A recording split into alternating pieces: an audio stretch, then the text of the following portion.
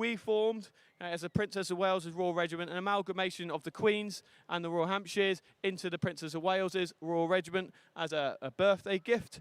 And then we changed the team name. So we took over the Royal Hampshire Tiger as a battle honour and then turned it into the Tigers. And then we took the name of the Tigers Freefall team.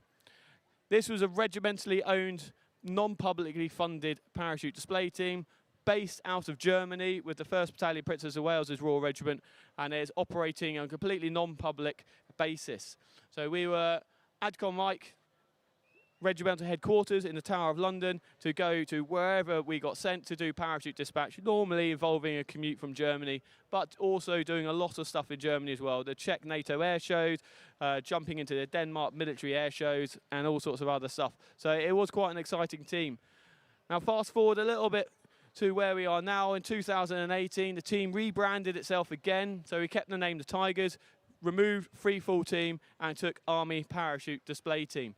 So we then became fully publicly funded, one of 4 teams. So the other 4 teams is the Red Devils, our sister team from the Parachute Regiment. And then we also have the RLC Silver Stars and the Remy Lightning Bolts. Both of those are part-time teams, so they don't do as many demos as we do, but we do work closely with all the teams in carrying out the capability and offering this sort of adventure out and representing the Army to all these events. When we became publicly funded, we came under Home Command. We removed from the battalion to no longer come under 1 PWR or PWR in general. We are now a Queen's Division asset. For those of you who are in the military who may know what the Queen's Division is, for those who don't, it is a part of the infantry. So everybody that joined the team is an infantry soldier first and foremost.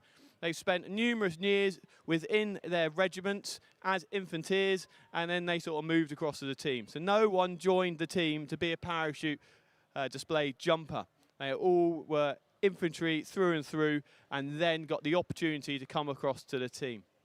So how they do that? So we like to recruit from our own division. So that's 6 regiments in the Queen's Division, the Princess of Wales's Royal Regiment, the Royal Anglians, the Mercians, the Lancs, and then we also got the Jib Regiment and the Royal Regiment of Fusiliers. So we can recruit from any of those, but we also have the option to take people from other cat badges. So those of you in the engagement village, if you've got wearing a particular cat badge we aren't representing, we would love to represent your cat badge because we are an Army team.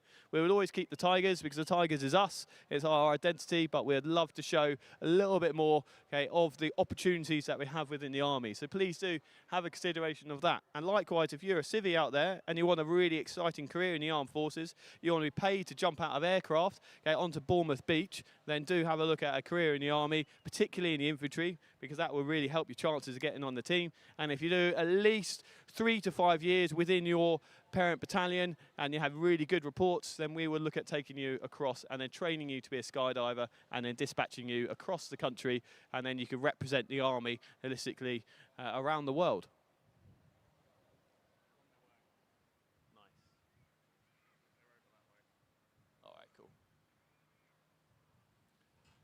So why do we do this?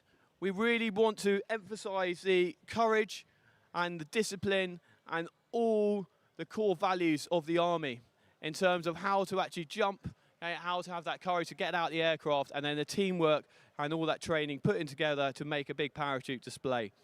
We do this through parachute demonstrations, but we also do this ultimately through adventures training. It's one of those amazing skills and offers that the Army have to really test people. So we could train people in weapon handling, we could train them how to shoot, get people fit, teach people how to set up bashers, dig into OPs, build trenches, all those military skills, but really testing someone in combat is hard to do unless they're in combat.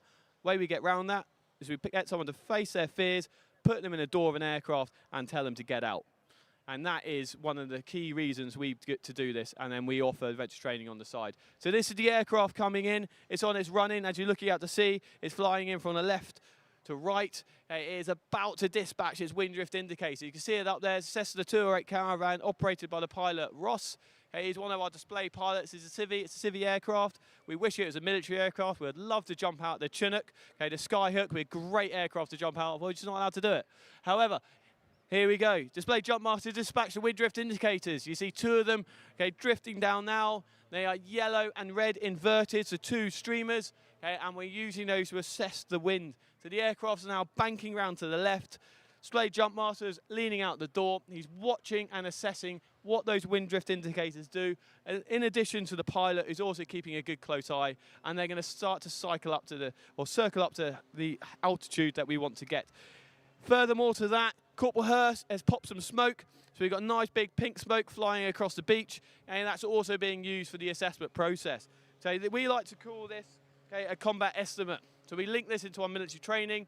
So as an officer or an NCO, when you're leading a fire team or a section attack, okay, we have to do an estimate process. Combat estimate, what is the situation, how does it affect me, what have I been told to do and why? Part of the first of the 7 questions. So the aircraft cycling up, they need to dispatch, and they're now looking at this situation around. So what is the wind doing? So the streamers are coming out, they're going to land into the sea, okay, so we know what they're going to do, well, maybe on the beach. Okay, if you get hold of that, bring that to us, we will sign that for you, keep that as a little trophy and a souvenir. Okay, so please do, you can pick it up, it's not going to bite you, don't worry. Okay. And the other one is drifting a little bit further out. Please don't rush out to the sea to get that because you might upset the display program. So the aircraft's now cycling up to heat. So we're going to get up to the maximum height, 6,000 feet is what we're looking at. Oh, look, got some more, well done. Look at that, great catch. Again, bring those to us, we will get those signed. All right, so the aircraft's cycling up now, 6,000 feet, and we're going to look at getting 3 groups out for this. So you're going to see a free fall group. Okay, we'll get out first. Okay, they will scream down to earth, 6,000 feet. They'll deploy around 3,000 feet, smoke and flags. Okay, and they will set the routine and going in and the landing pattern. After that, you're going to see the crew group. Crew stands for Canopy Relative Work. Canopy relative work is one of the most dangerous things within skydiving. It's not something normal people really do unless they're particularly experienced and qualified and have their canopy formation ratings, okay, CF1 and CF2, which take quite a few jumps to do. So this is where the guys do their speciality. They get out, they deploy immediately on exit, and then they crash their canopy together. They then form a 3-stack and then transition into a triboside where they use probes, clip each other together, and then they start flying together. Now this is very dangerous. If they get this wrong and the canopy wraps around the individual, then you are in a wrap. That means you're pretty stuck because you're not going to have any lift from your parachutes. It's going to be wrapped up and tangled. You can't then deploy your reserve because it's got nowhere to go. And then you need to get your knife, do lots of communication, have complete faith in the person's parachute who's wrapped you, and then you need to work together as teamwork and cut yourself out and then deal with it and then deploy your reserve and get going. And you literally have the rest of your life to sort that problem out, which could be anything from 45 seconds to maybe 20 seconds. So it's not very long to deal with it. But the guys are very experienced and they deal with this all the time and they're really good at it. Now the final bit, and this is the exciting bit, so please do get your cameras out. This is the first time we've done this at Bournemouth. Okay, it's never been done before, but we really, really want to emphasize that we are the Army and we are proud to be the Army. We are down in the Army village, so please do come and have a chat to us. Okay, we are not the RAF, we are not the Navy, even though we wear blue jumpsuits, blue being a royal colour, linked back to our regimental tradition. Okay, we are Army, and to point that fact out, we have made a 2,000 square foot Army flag. And we've never flown this at Bournemouth before. It is massive.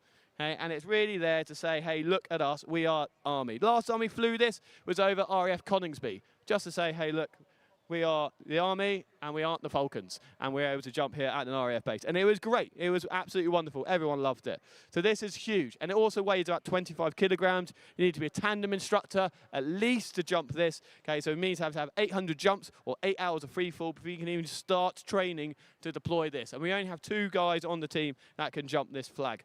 So today will be Sergeant Frank Millerick. Okay, he is the team leader and he'll be getting it ready. So look up. The aircraft's right above us now. Smoke is on. That's not the aircraft of fire. That is it getting ready to go. So if we give a big cheer, ladies and gentlemen, 3, 2, 1, give them a big cheer. 3, 2, 1, cheer. And there they go. That's it. So they're out. So we've got 3 out, 4, and 5. And there you go, 2-way exit there, so you got to see that. So 6 canopies out, free fall group are burning down in a 2-way, they're linked together, they're screaming all the way down with smoke, they're going to split off, okay, and then they're going to start to deploy. So they've gone into their split, there they go, 1 parachute, and 2. There you go. That's a free-fall group. So the free-fall group got Private Barney Martin, the newest member of the team. He's only got about 10, 20 displays under his belt. He is leading in today, so that's a great excitement. This is the first time he's going to be leading in. So Private Barney Martin is going to be leading in, followed by Corporal Eddie Rudd for the 1st Battalion Royal Regiment of Fusiliers. Okay, so they're going to be coming down and they're going to be setting the landing pattern. So they got smoke on. There you go, there's the Union flag deployed, okay, by Corporal Eddie Rudd.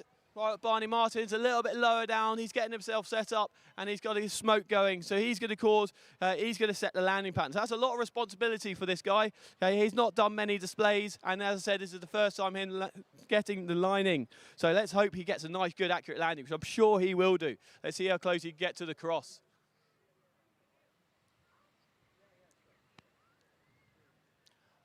So Private Barney Martin, he joined the 1st Battalion Royal Regiment, the 1st Battalion Princess of Wales' Royal Regiment 5 years ago. He went straight from Germany to Cyprus, did many years there, did a deployment out to the Middle East as well during that time, and then he came to the team at the start of this year. Corporal Eddie Rudd, though, has been in a little bit longer.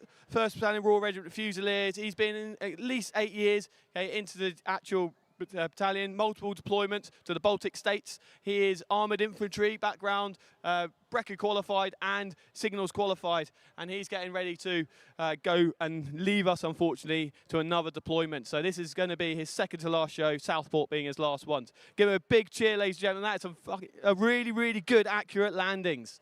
Hey, absolutely fantastic there. Now look up, you will see that the team have formed a tri-by-side. So the canopy group, okay, the crew group, they formed, okay, they got a tri-by-side linked, okay, and then behind them, or just like in front, we've deployed the flag. So Sergeant Frank Miller has deployed the Army flag. Just remember, we are Army, okay, we aren't anything else. We are an Army parachute display team. We're here to celebrate the Army, and we're here to show you what an exciting career it is. 2,000 square foot, that flag. It's bigger than some of those sailboats out there. Hey, on top of that, you've got the tri-by-side, got into a transition to a downplane. Screaming to earth now. You can see, in comparison to Sergeant Frank Millerick, how fast they are going down. So they've linked their parachutes, they've pointed them to the earth, they're going down, they're going to do a split around sort of 2,000 feet. Okay, 3, 2, 1. And then there's the split. So that's the tri-by-side there, okay, with smoke. In that group, you've got Private Matt Botwright, who's to display jump master today. He's been up to 12 years within the Army. He was a Rifles Cat Badge first before he re-rolled or re-Cat Badge Princess of Wales Royal Regiment and has deployed to Afghanistan as well during his time. With him, you got Private Will Sims. He's done at least 9 years within the Army. He's done about 3 years on the team. Again, multiple deployments. And then you got Private Jacob Jackson. Again, quite new, only done a few years in the Army before he came to the team. So that's Private Matthew Botwright coming to land there, Private Will Sims, and then Private Jacob Jackson. And then we've got Sergeant Frank Millerick there, swirling about 2,000 square foot Army flag. Okay, this is where we're very thankful for the Coast Guard, who's going to give us a little bit of a lift to get this back, because it is pretty big and pretty heavy. Here is Sergeant Frank Millerick. He's been on the team 10 years. He's got 8,000 jumps. He is our tandem instructor, our team leader, and he has deployed multiple times, Northern Ireland, Balkan states, Iraq and Afghanistan. He is a very, very experienced soldier. And then before he came to the team, became a very experienced team leader. Look at that fantastic landing. What a fun, absolutely amazing show. Give a big round of applause. We haven't seen that at Bournemouth at all. Okay, that's the first time we managed to deploy the Army flag. So please do come and chat to the team. Okay, what is going to happen now is the guys have all gone down. They're going to drop their kit. They're going to do a very hot debrief, okay, at the cross. Okay, we then have a lineup and a salute. Once that has been completed, the opportunity will be there for the public to open the gates. You can come in to a meet and greet with the team. We'll have lots and lots of photos. Once that's all finished, the team will then load up the kit onto the ribs, okay, where we've been given a very nice opportunity to get our kit back to our vehicles, because logistically getting up and down this cliff with all that equipment is very hard. So thank you again to the Coast Guard and they're going to help us out there. And then we're going to get in amongst the crowd. We're going to be in the army village. We're on top of the cliff. We're wandering around for the rest of the day. So please do come and talk to us. Once again, if you think you want to do an exciting career in the armed forces, okay, parachuting might not be your thing, but there's lots of other things to do. Please do chat to the guys in the army village. Chat to the RTR, okay, sitting on top of that massive main battle tank there. Chat to the guys at all the different stands. Look to the trades. There's loads of different things you could do. Skydiving is just one of those few things that the army get to offer. It is really, really, really exciting, and it's something that we absolutely love. And please do share everything on social media. We really want to see your pictures. Okay, without you, the public, taking pictures of showing how cool this stuff is and then engaging and chatting to us, it keeps us digging trenches in Salisbury Plain. So the more we get out there, the more we carry on skydiving, the more we carry on doing these shows. Okay, it has been an absolute pleasure. And if you want to jump with us, you can. Civilian, service person, we can throw you all out of an aircraft. Don't need to have a parachute if you ask us nicely. You come and chat to us. Come and see us at our home base in Netheravens. Give us a message on social media or follow the links on the website, then we can facilitate a tandem skydive for you, your family, or even corporate. Always looking for corporate sponsorship as well, so please do come and have a chat with the team. Okay, thank you very much. It's been an absolute pleasure. I'm going to head down to the beach to meet the rest of the team. And thank you very much indeed, Captain Oliver Sword-Gurney. And talking of support, our grateful thanks to the Highcliffe Marriott for bringing the Tigers to us this year, the last jump of a fantastic few days with them. Taking the salute today, we've got Chairman of the BCP Council, Councillor Leslie Dedman, supported by the Deputy Mayor of Bournemouth, Councillor George Farquhar, and the Deputy Mayor of Poole, Councillor Tony Trent, alongside the Mayor of Christchurch, Councillor, I should say. There you go, I've just promoted you, Viv. Councillor Viv Sharrett, and portfolio holder for Customer Communications and Culture, well-known Councillor Andy Martin. Thank you all so much for your support collectively to keeping this Bournemouth Air Festival on the road. And it requires your help as well. If you haven't bought a programme, make sure you do that. But let's focus on the flying schedule. We're getting busy now. Andy, what's coming up next? Well, very shortly we'll be joined by Paul Farmer in the sky in his Yak 50, the Yakolev Yak 50. Still to come this afternoon as well, of course, the wonderful Battle of Britain Memorial Flight. The Red Arrows, the Royal Air Force aerobatic team, will be in as well. We also have the Chinook as well as the Firebirds. We saw them yesterday evening at the Dusk Display with the wonderful pyrotechnics and LEDs. Back today for a beautiful display with our blue skies here in Bournemouth Bay. And rounding off today with 40,000 pounds of raw thrust, the Typhoon FGR4 back in to round off today's action. George, a packed programme, as you say. Get the programme and you can stay up to date with everything.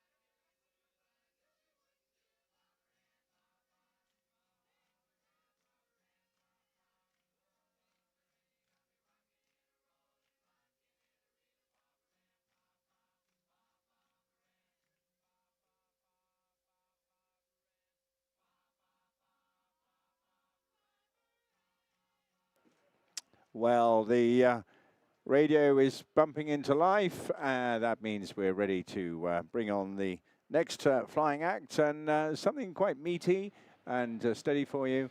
From the left-hand side, please give Paul Farmer in the Yak 50 a huge welcome.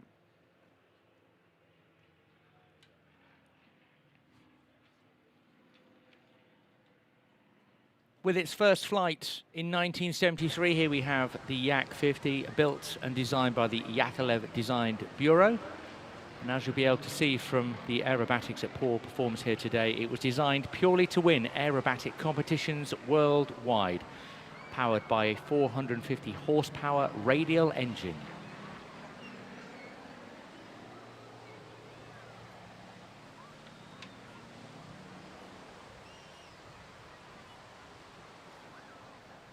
The Yak 50 is a single-seat, all-metal, low-wing monoplane. It's got a retractable main wheels, an exposed tail wheel. And the control surfaces are all fabric-covered, which saves weight.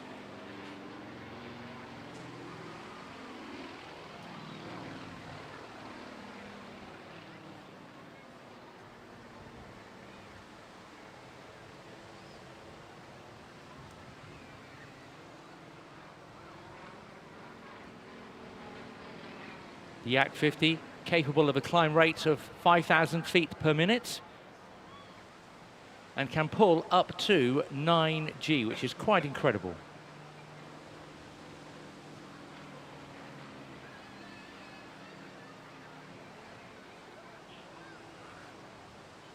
Being flown for you today, as I said, by Paul Farmer.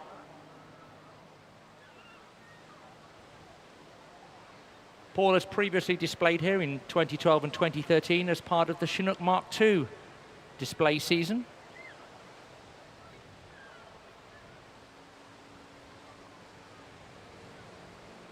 During his 10 years on the Chinook force, Paul completed 7 tours of Afghanistan, which provided some of the most challenging and rewarding operational flying that he could hope for.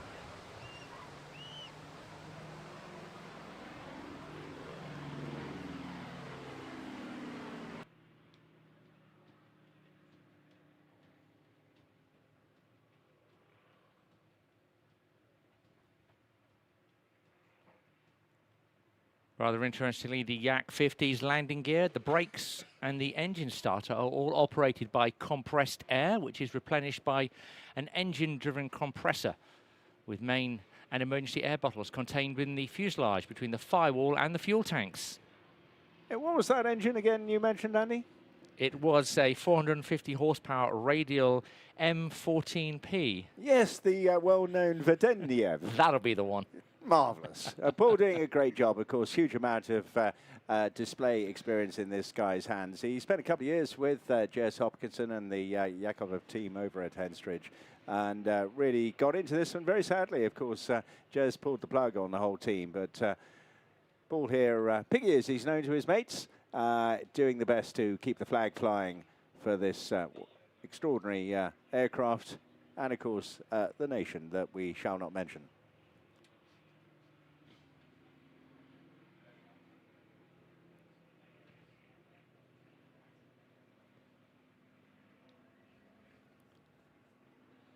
The Yak 50 really was the workhorse of the aerobatic team of the Soviet Union from 1975. It took first place in both the men and the women's competitions at the 1976 World Aerobatic Championships.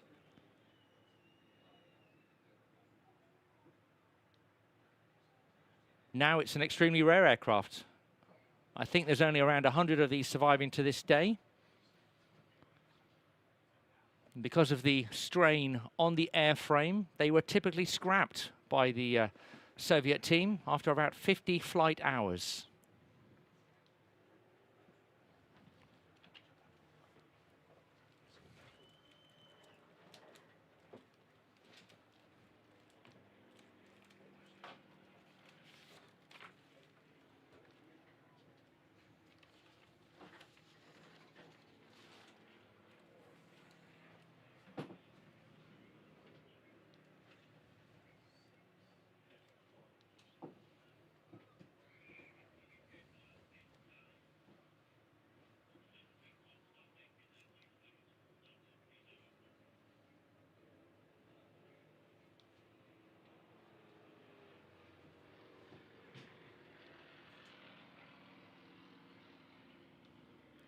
Yeah, Paul there making this look easy. It's a heavy warbird, effectively, this aircraft, big engine on the front end, massively reliable stuff as well. But to go through a slow roll there, you've actually got to put quite a few control inputs in to maintain that steady line, whilst actually putting the aircraft through a couple of 360-degree maneuvers. So very well done indeed.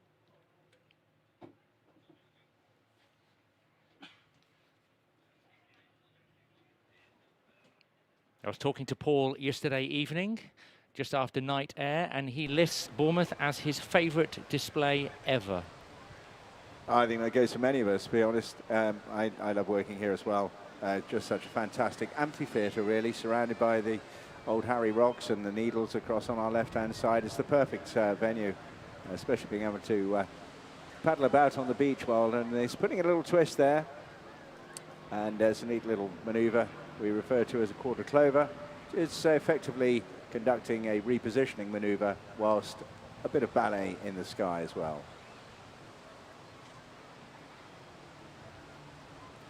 Just push the stick forward there to complete what we call a half Cuban. And this smoke, all perfectly environmentally sound, of course. We do our very best to encourage pilots to use a form of Ondina. It's baby oil and very safe to use indeed at home. And Jez, who was the leader of the Yaks, actually ran a business in promoting this himself as well, and I believe is still going to continue doing that whilst not flying the full team.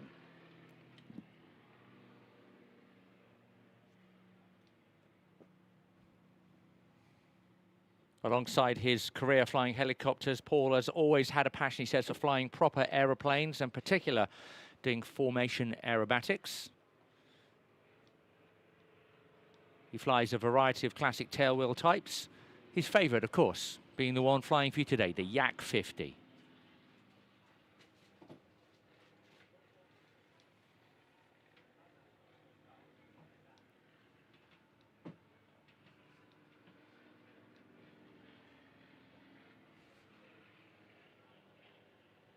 In addition to display flying and instruction, Paul is also a display authority evaluator and works with the CAA to ensure pilots are prepared and safe to go through the rigours that are needed for display flying.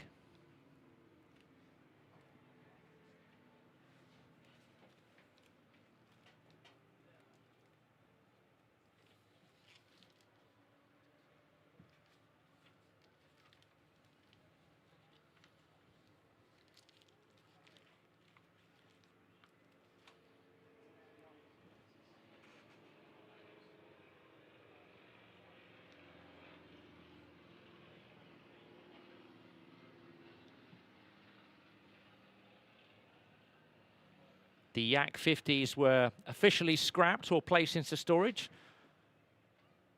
after they were superseded by the Yak 55, and it's these survivors that form the bulk of the airworthy flying examples today.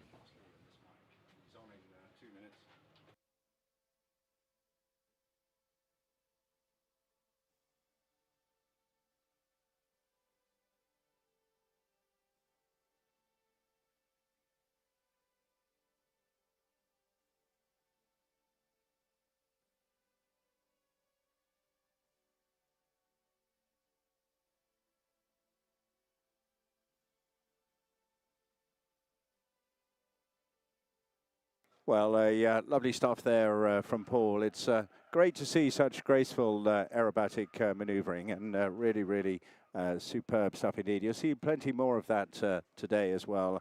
And of course, we'll be keeping you with the inside information. But if you look out to the far left-hand side now, you'll see one of the highlights of the afternoon, and always a good moment to reflect and ponder on our past heritage. To tell you all about that, will you please welcome Flight Sergeant Liam Osmond. Good afternoon, Bournemouth.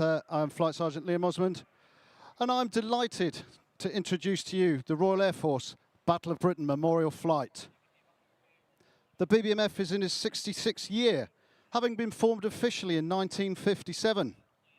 Our fleet of World War II aircraft are preserved in flying condition as a living tribute to the 120,000 men and women who gave their lives in the service of the RAF. Each of the BBMF aircraft has its own unique history, but each aircraft also wears a colour scheme which commemorates a particular battle, campaign, individual unit or aircrew with stories of inspirational human endeavour, courage and fortitude. If you look to your left, you will see our aircraft now approaching, and I'd like to give you a moment to appreciate the roar of those iconic engines as they make their initial approach to display for you here today.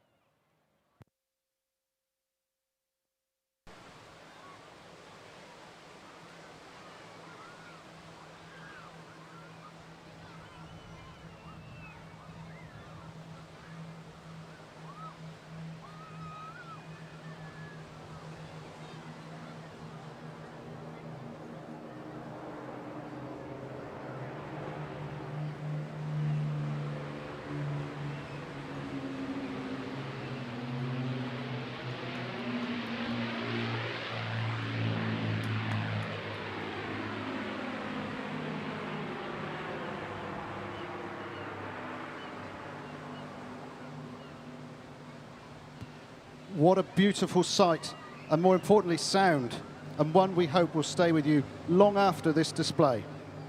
Today's display will comprise of the Spitfire, the Hurricane and the Lancaster. All based at RAF Coningsby in Lincolnshire since 1976, we are a regular flying squadron of the Royal Air Force. We have a very small but dedicated team of RAF regulars, reserves and civil servants who are all involved in making these displays possible. We have roles ranging from aircraft engineers and pilots to operations, admin, public relations and training personnel who all work tirelessly behind the scenes.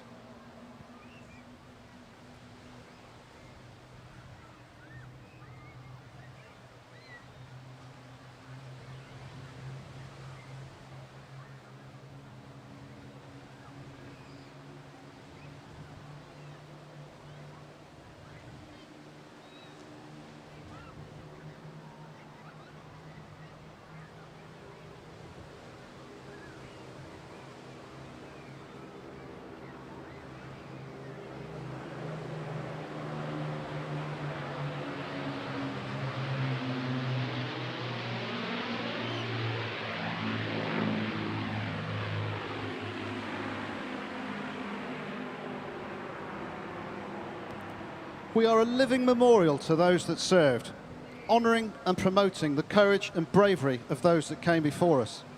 However, we also proudly give our support and inspiration to the future generations and support several STEM initiatives through virtual reality and simulator exercises. The Battle of Britain aircraft attend over 900 events with displays and flypasts, meaning we appear in front of millions every summer. We support events from village fetes to state occasions and travel to all corners of the United Kingdom, as well as occasional visits overseas.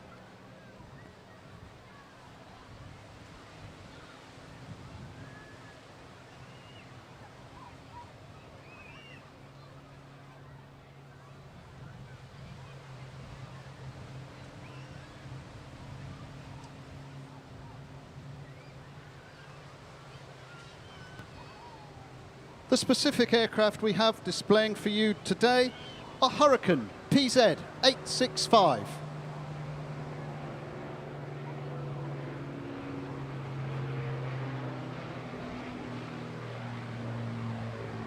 Lancaster PA-474.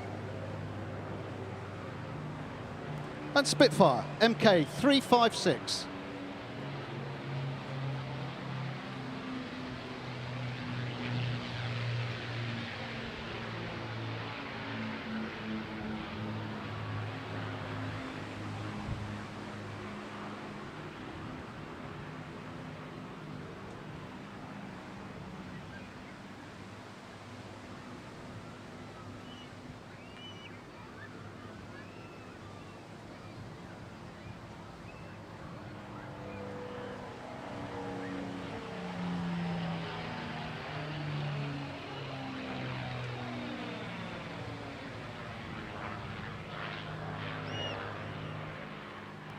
One of over 20,000 Spitfires produced, MK356 was built at Castle Bromwich. She is a Mark 9E Spitfire which was allocated to the newly formed 443 Hornet Squadron, Royal Canadian Air Force, based at RAF Digby in March 1944.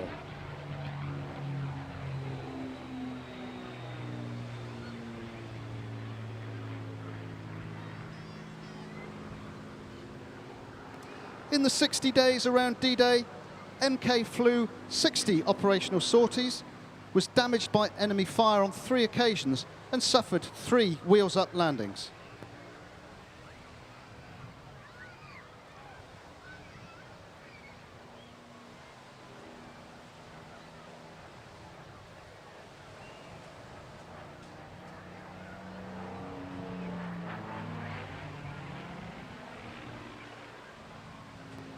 MK also featured as a static airframe in the epic film Battle of Britain.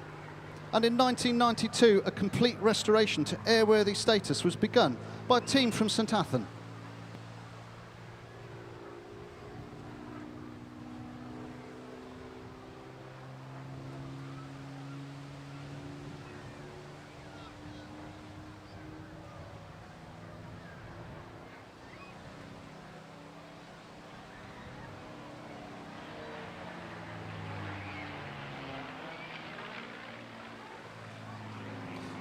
The refurbishment was completed in 1997 when the aircraft flew again for the first time in a staggering 53 years, subsequently joining the BBMF.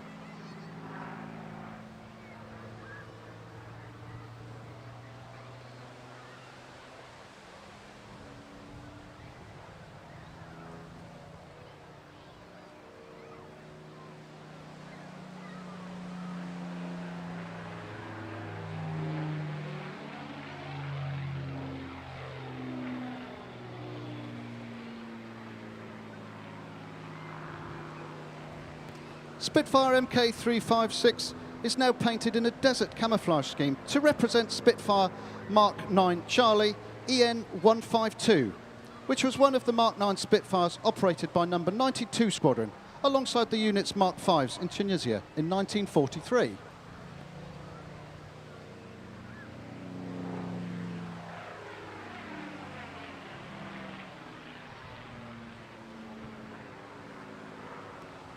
One of the EN152's pilots was the much-respected RAF fighter ace, Squadron Leader Neville Duke, who became the highest-scoring Allied ace in the Mediterranean theatre of war.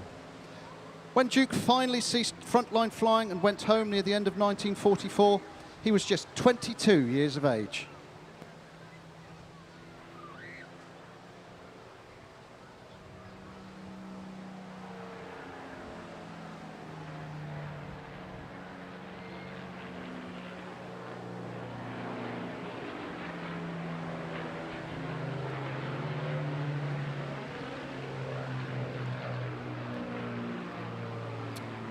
Here we have a very special Hurricane. Hurricane PZ865 was the last Hurricane out of nearly 15,500 to be built, rolling off the Hawker production line at Langley in July 1944. She has the inscription, "The last of the many," on her port and starboard sides.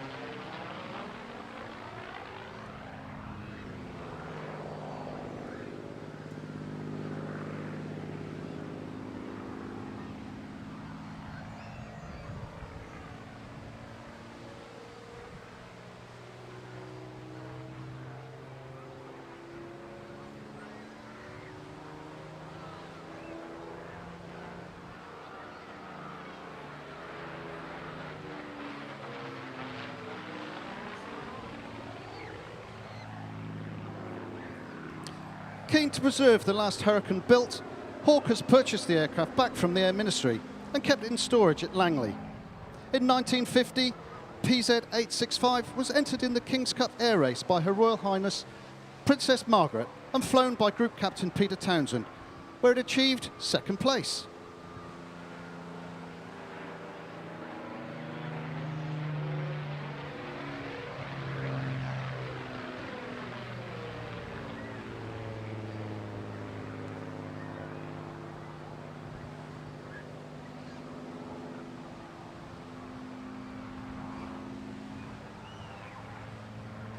During the 1960s, PZ was returned to its wartime camouflage scheme and made numerous display appearances, often in the hands of the famous fighter pilot and test pilot Bill Bedford, and it also appeared in the film The Battle of Britain.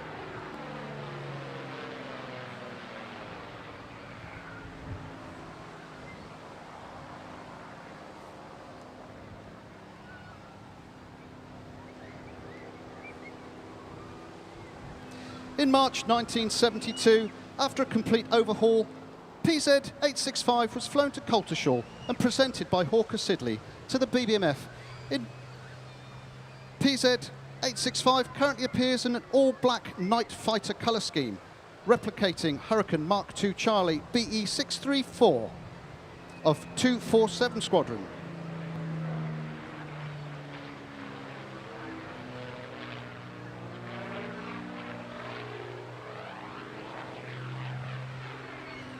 Last but by no means least, if you look out to your right, we have the Avro Lancaster PA-474, which is one of only 2 of these iconic 4-engine heavy bombers still airworthy, out of nearly 7,400 that were built. An absolutely staggering number.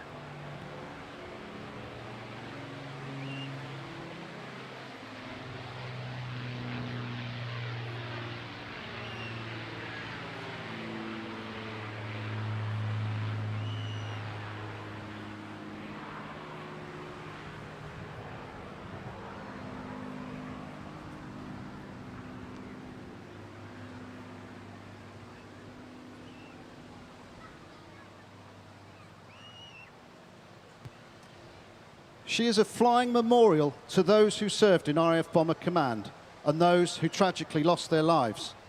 This year, we remember Operation Chastise, better known as the Dam Busters Raised, which took place 80 years ago this year.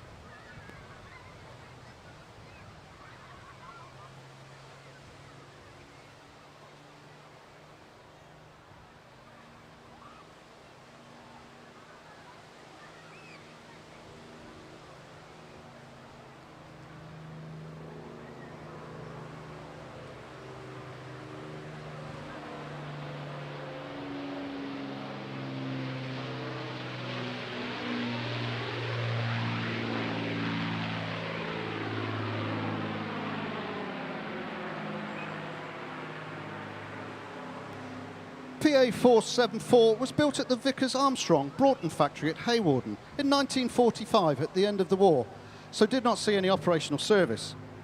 The aircraft joined the BBMF in 1973, making this her 50th year with us. PA-474 was officially adopted by the City of Lincoln in 1975, and permission was granted for the aircraft to display the coat of arms and the name of the city on its nose.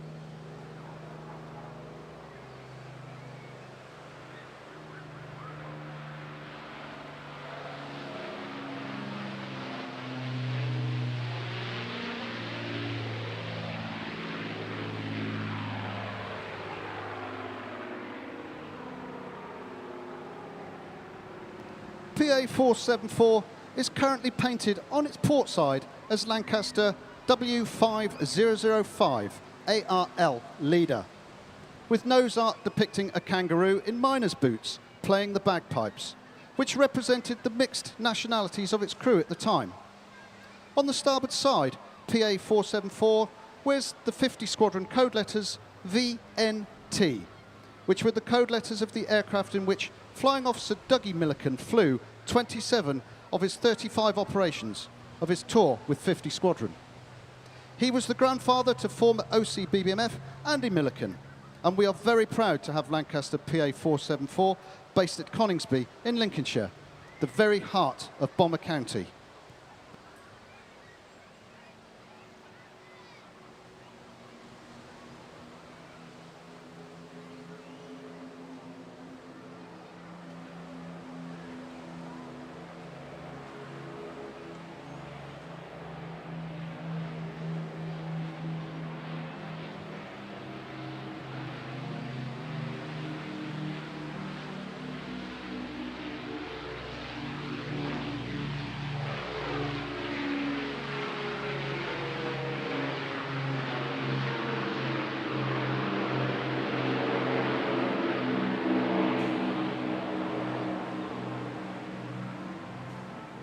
Our ability to keep these beautiful aircraft flying today is down to the incredible work and unique skill set within our small engineering team, who work all year to maintain the aircraft in safe and airworthy condition. This includes deploying every weekend throughout the summer to provide engineering support after each display, and undertaking deep maintenance activity throughout the winter period on each aircraft. If you would like to keep up to date with our activity, you can find us on social media. You can follow us on Twitter and Instagram at RAF BBMF and on Facebook at bbmf.official. You can also visit our PR team who are in the military village today, who can answer any questions you may have. We have been the Battle of Britain Memorial Flight, and I sincerely hope that you have enjoyed our display for you here today in Bournemouth. I will leave you with one final thought and the flight's motto: lest we forget.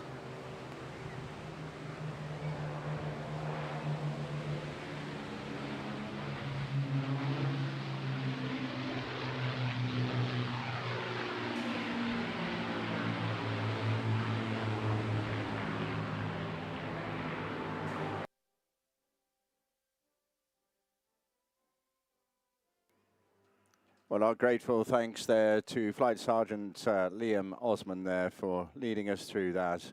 And absolutely right, to take a bit of time out and commemorate the extraordinary challenges that faced the airmen of the 1940s.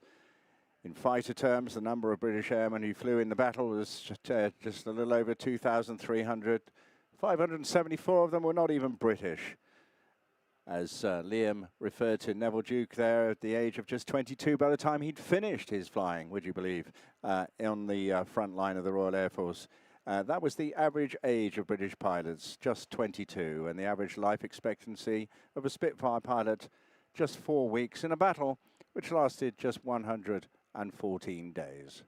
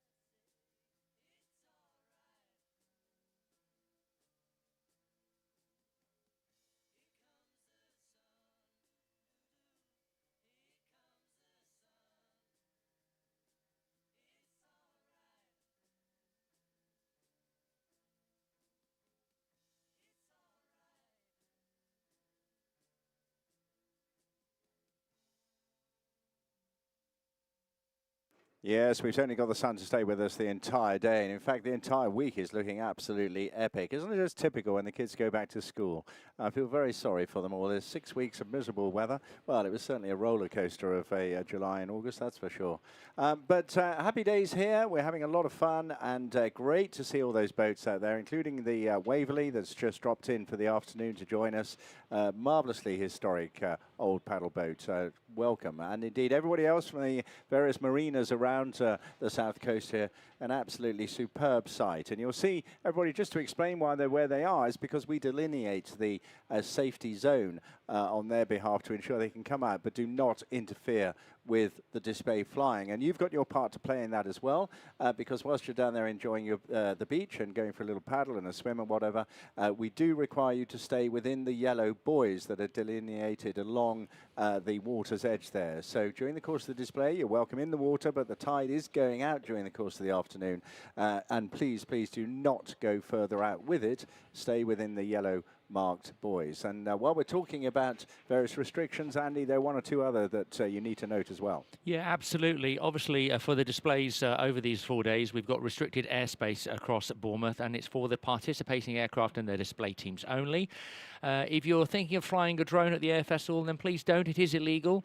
Anyone spotted with a drone will be reported to both security and police. And if you're caught flying one, you will be liable to prosecution by the Civil Aviation Authority. Now, already today, Dorset Police have seized 2 drones from people at the event. So please don't get your drone taken away, because you won't get it back. Please do not fly them. And, you know, if you're on the beach or on the cliff tops and you see someone unpacking one of their drones, let someone in a pink T-shirt from the event team at BCP or the police or a safety warden, let them know, and you'll keep everyone else safe at the same time. Well, thanks very much indeed. Yes, good advice. Well, I make it just about 7 or 8 minutes to go to the Red Arrows, so time to get yourselves comfortable for one of the top acts of the afternoon, of course, our very own and iconic Red Arrows, the Royal Air Force aerobatic team, coming your way very, very soon.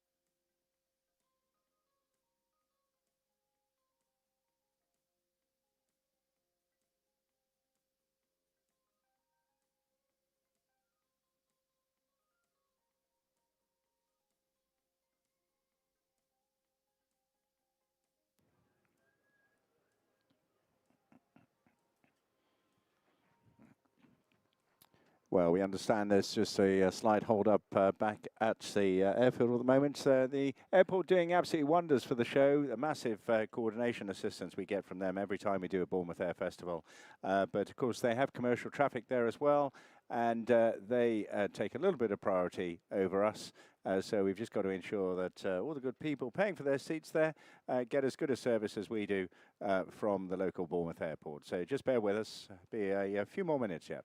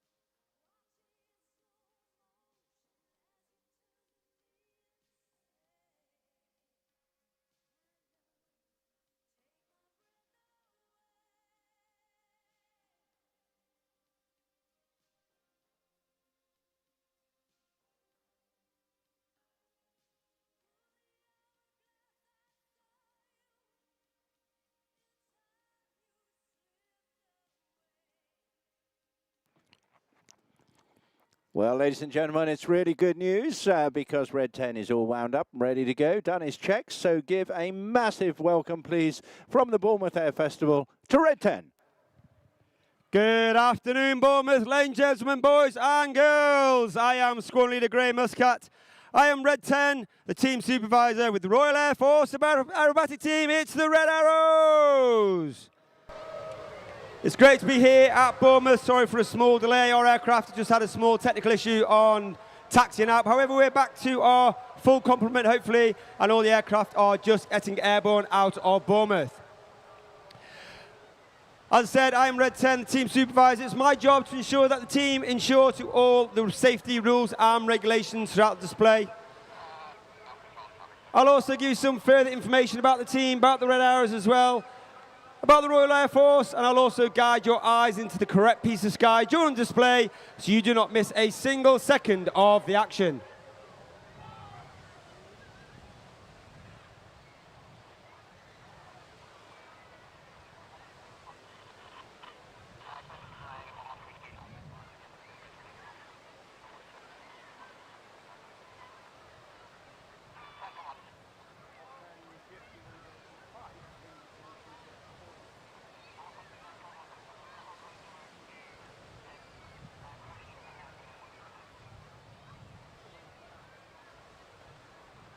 I just checked in with Red One on the team radio. As I said, all the aircraft are airborne. Running a little bit late, but hopefully we'll be here very, very shortly. Of course, as you can understand, they have to make sure they do all their pre-show checks, make sure the aircraft are all working fine, all their smoke pod checks, and make sure themselves in good order to arrive in the display.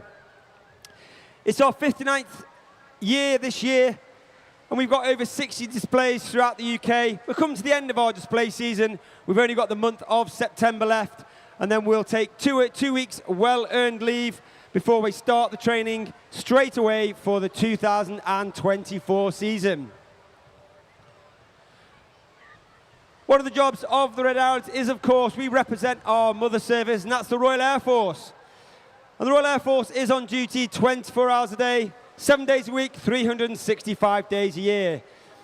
And we do that through numerous assets, one of those assets being the Royal Air Force Typhoon aircraft, which is based at Royal Air Force Coningsby in Lincolnshire and Royal Air Force Lossiemouth in Morayshire, northern Scotland. And they are on duty 24 hours a day, 7 days a week, as well as overseas in various allied and NATO countries, safeguarding the skies of the UK and those countries to ensure that we're all safe at home. In addition to that, we also have our other assets, our transport and our heavy lift aircraft and our heavy helicopter aircraft, and they are often involved with all the transports, logistics, as well as humanitarian aid. And over the years, you've seen many of those aircraft involved in areas such as Kabul in the recent years, helping all those who are less fortunate than ourselves. And we do that through various assets, but one of the most valuable assets in the Royal Air Force is our people, the whole force attitude. And we do that through our regulars, our reservists, our civil servants and our civil contract partners, all working together to ensure that the Red Arrows machine continues to operate. The Red Arrows are also STEM ambassadors. That's science, technology, engineering, and maths. And I know there are many displays here on the beachfront who are interested in STEM.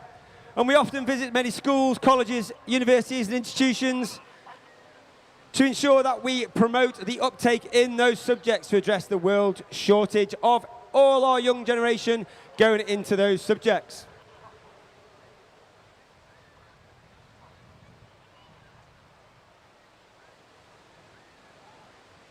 As I said, when the team arrive, make sure you give them a huge round of applause and a huge cheer, and I will transmit that welcome to the team. That'll get them in the right frame of mind and get them ready, pumped up for a fantastic display here at Bournemouth. When they arrive, they'll arrive in a wall formation. That wall formation is approximately 200 to 300 feet from left wingtip to right wingtip. And their arrival speed will be anywhere between 400 to 450 miles per hour.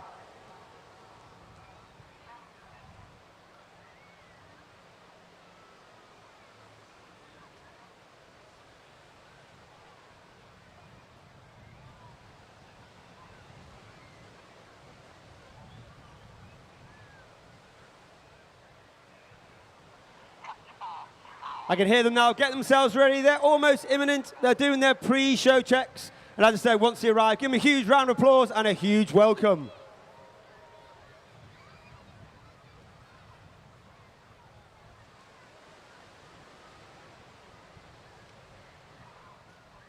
Bournemouth, ladies and gentlemen, boys and girls, please put your hands together for the 2023 Royal Air Force Aerobatic team. It's the Red Arrows!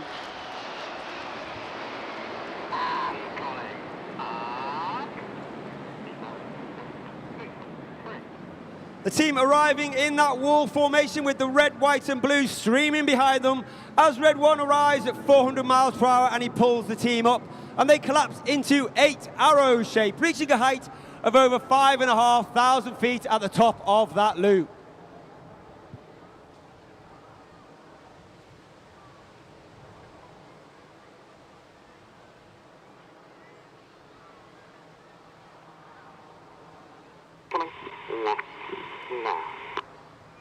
Red 1 twists the team around to the left. Red 1 is squad leader Tom Bold. He's in his third and final year as the team leader. He was also in the team between 2015 and 17, where he was the Synchro leader in 2017. Tom has also flown the Typhoon on operational service, and he's also been a qualified flying instructor on the Hawk Team Mark II, and the Tucano, where he was the Tucano display pilot in 2010. As he brings the team round to the left, the smoke comes on for the 8 Arrow present.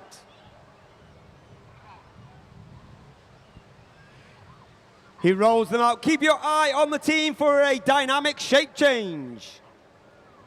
As Red 7-8 perform a rollback and change the shape from 8 Arrow into Vixen.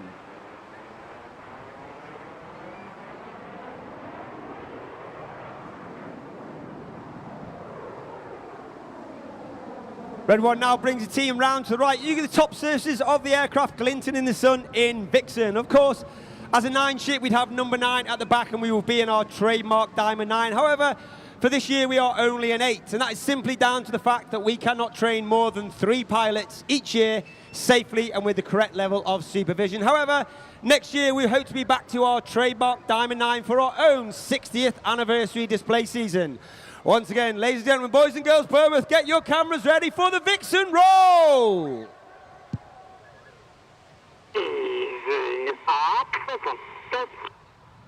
And roll. As the team rolls to the left on the right-hand side of Red 1, closest in is Red 2. That is Flight Lieutenant Rich Walker. Rich is in his first year on the team, a very experienced and accomplished aviator and pilot, having flown operations in both the Harrier and the Typhoon, as well as being a qualified flying instructor on the Hawk T-Mark II. 10 pilots on the team, there are 8 flying ahead of you.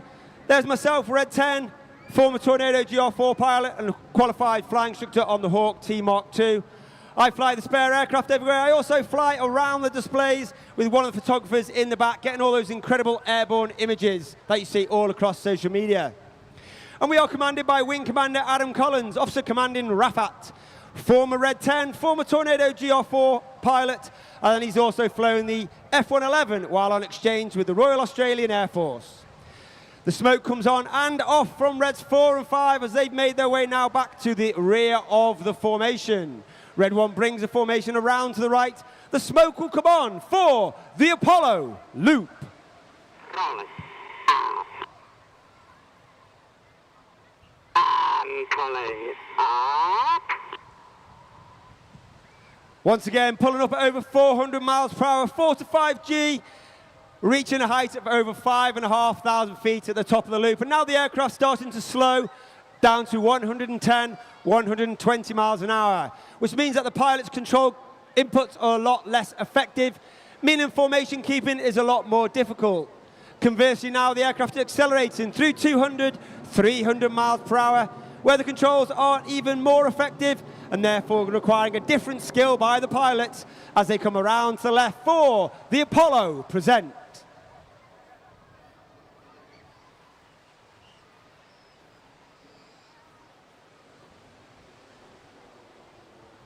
On the left of Red 1 is Red 3, that's Flight Lieutenant Tom Hansford.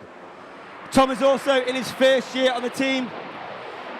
He has flown the Typhoon on operational service as well as being a qualified weapons instructor, which means he would teach all weapons technical information and frontline tactics to the entire Typhoon force. Reds 2 and 3, the smoke comes on, and now you can see the entire section moving as one all the way back. And you can see Reds 4 and 5 all the way back at the formation, which makes it even more difficult for them as we take all our formation references from Red 1. And you can see being that far back in the formation, being able to look through those aeroplanes at Red 1 is extremely difficult. And now we've formed this second of our space theme shapes. We went from Apollo, from the Apollo space missions, into Eagle, from the Eagle lunar landing craft as the smoke comes on for the Eagle present. Circle.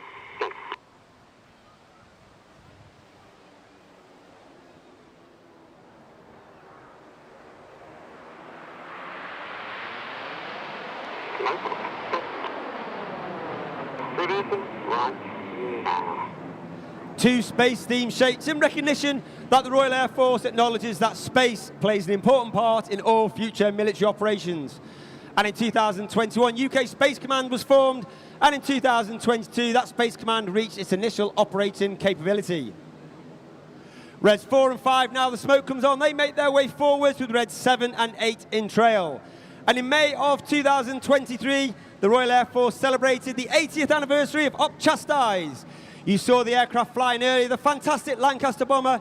And Up Chastise was the famous mission in World War II to take out the dams in the Ruhr Valley in Germany, which of course was taken out by 617, the Dam Buster Squadron, who of course still fly in today's Royal Air Force. However, this time they fly the ultra-modern 5th generation F-35.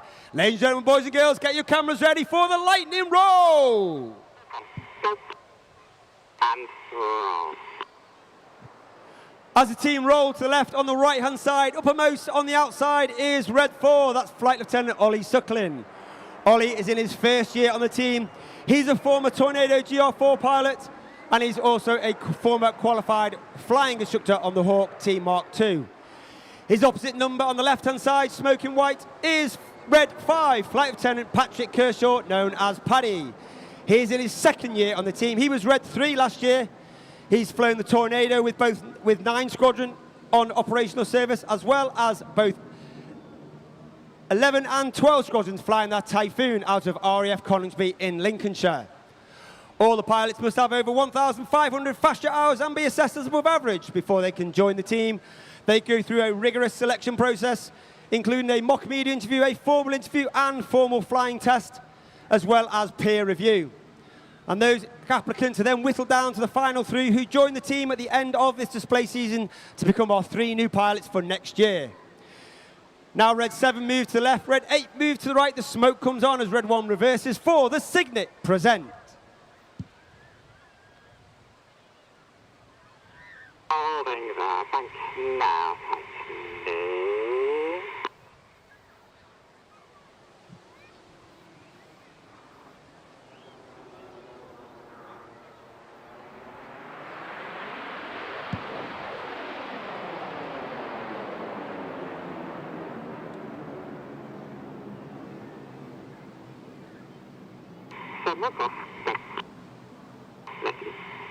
Rolling. You can hear that transmission from Red 1 as he gives the commands to the rest of the team rolling out of that shape. And you can almost be forgiven for his delivery being robotic and quite monotone in delivery, and that's because we fly our formation by ear as well as by eye. And as the team roll around to the right, you can see that those aircraft on the outside of the formation, they put their input in just a little bit earlier to ensure that the whole wing moves as one, rather than a ripple effect down the wing. You can now see a shape change with Red 7 in 8 on trail on the rest of the formation for one of the most popular, if not the most popular maneuver we fly in the 2023 display. Bournemouth, ladies and gentlemen, boys and girls, get your cameras ready as the Red Arrows ride the storm. This is the Tornado.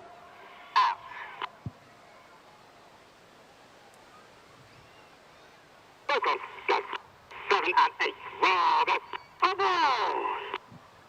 Red 7 and 8 roll, go aboard call from Red 8 as Red 7 and 8 roll around the rest of the formation at the start of the Tornado. But of course, Red 1 doesn't want to make it too easy for the rest of the team, so watch for the colour change. Little bit right. Now. As the red and the blue come on, he bends the formation around to the right, even making it more difficult for Red 7 and 8 to keep that roll, rate and rhythm going.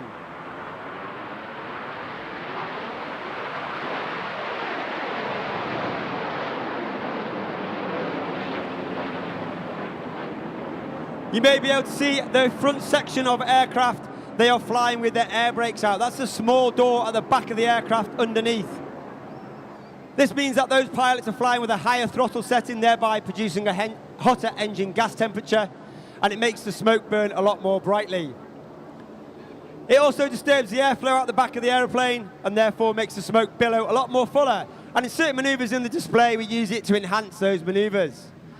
The team now get into dagger as we come to the end of the first half and move towards the second half, which is the more heart-pumping, jaw-dropping flying, involving the fast-paced maneuvers, involving 2 distinct sections. We have Reds 1 through 5. They are now known as Enid, named after Enid Blyton's famous 5 from the children's series books. And you have Reds 6, 7, and 8. They are now known as Hannah, named after squad leader Ray Hannah, one of the first members of the Red Arrows during its formation. He was also attributed of taking the team from a 7 to a 9, and he's also attributed with forming our trademark Diamond 9 formation shape. However, Bournemouth, look directly to your front. You can see the nose lights in the distance. Get your cameras ready for the start of the second half. This is Detonator.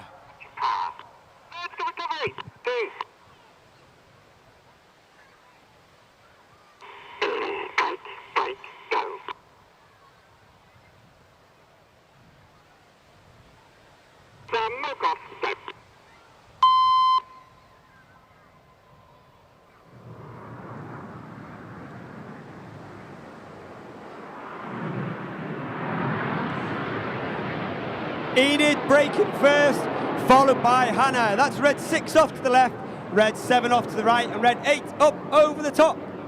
You may have heard a tone in that radio transmission. That is actually red 6 commanding red 7 and 8 to brake. And this allows him to communicate with Hannah formation during the display without stepping on the voice transmissions of red 1. We now have the Synchro pair. We have red 7 off to the right, red 6 off to the left. They are led by the Synchro leader, red 6. That is squadron leader James Turner, known as JT. JT is in his 4th and final year on the team. He's a former Typhoon pilot and instructor on the Typhoon, as well as a qualified flying instructor on the Hawk T-Mark 1.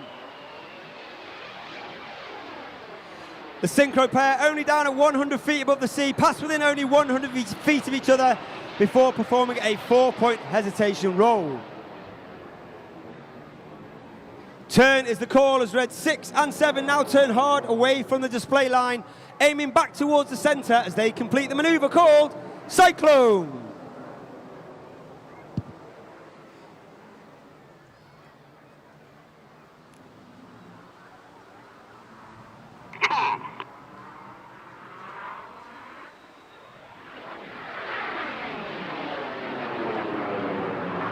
As the Synchro pair leave to the front, look to your right-hand side. Red 8 runs in at only 100 feet and over 450 miles per hour with his smoke in blue in trail behind him. He turns hard to the right. He's looking in the distance for Enid, and you can see them in the distance in an inverted V as Red 8 flies the goose.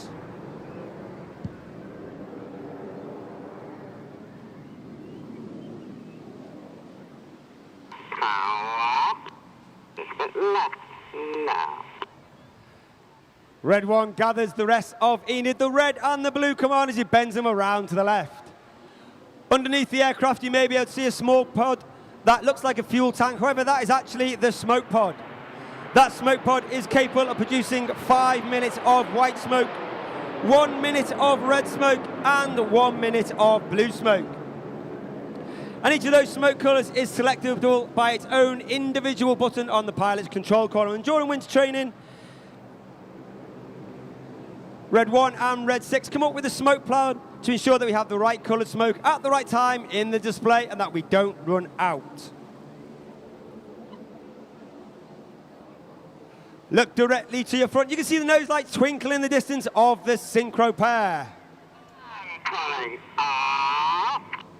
Red 6 pulls the pair up with red 7 in trail. Ladies and gentlemen, boys and girls, get your cameras ready. You do not want to miss this one.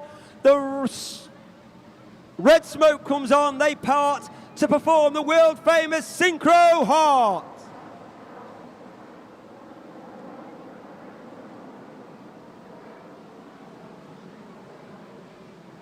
And coming in from the top left-hand side is red 8 as he spears the heart. And the Red Arrows would like to dedicate today's heart to a gentleman called Tony Wilson. Unfortunately, Tony passed away, having been 83 years old, passed away very suddenly in June this year. He came to every air show for the past 15 years and is extremely missed by his entire family, including his daughter, Michelle Wilson. Please give Hannah a massive round of wonderful applause for a wonderful heart over the skies of Bournemouth. Keep your eye on the Synchro pair now. Red 6 off to the left, red 7 off to the right. They perform a series of opposition barrel rolls towards each other in a manoeuvre called the double rolls.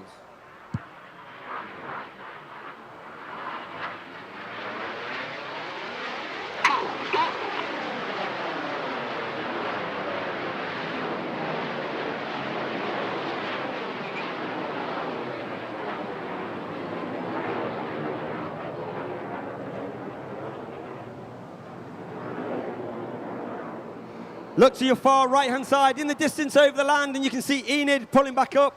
And this time they've been joined by Red 8 in trail on Red 1 as the red and the blue come on.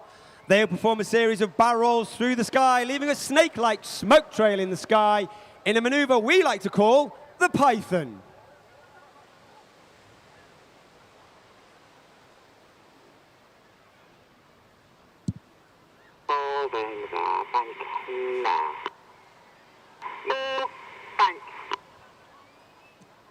I said earlier there were 10 pilots on the Red Arrows. However, the Red Arrows is not just about the pilots. We have over 150 personnel on the squadron. And over 140 of them are the engineers, the public relations, the DI team, the administrators, the mechanical drivers, and all those support personnel who make the Red Arrows machine work. And they are known as the Blues, so called by the colour of their coveralls they wear. And there are a number of them here today at the public relations tent. Inside those Blues, there are 11 individuals who get to fly in the back of our aircraft in between displays when we cannot take the full engineering complement, and they are known as Circus. One individual with me at every display is Circus 10. That's Corporal Phil Dye. And I know he is on the beach somewhere filming the display for safety and debriefing purposes. He's also responsible for many of the images you see across social media taken from the back of my aeroplane. However, look to your left, look to your right. Once again, the Synchro pair running back in, this time Red 6 off to the right and Red 7 off to the left. Once again, only 100 feet above the sea, a closing speed of over 800 miles per hour, looking to pass each other within only 100 feet. Each aircraft performs a 360-degree aileron roll.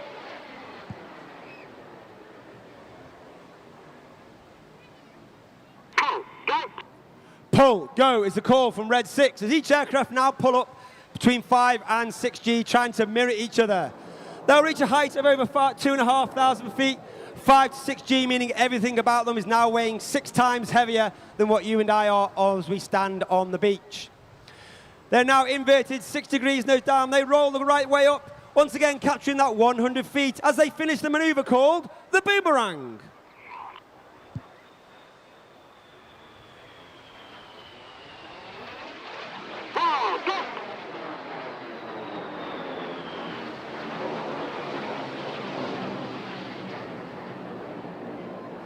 Look far left into the distance over the white cliffs, and you can see the white smoke come on once again from Enid.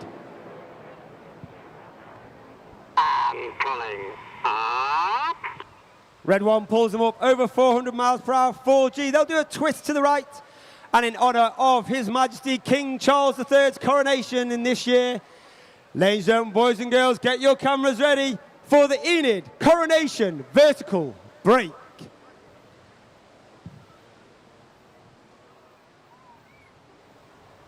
Holding the bank now. Bank, go.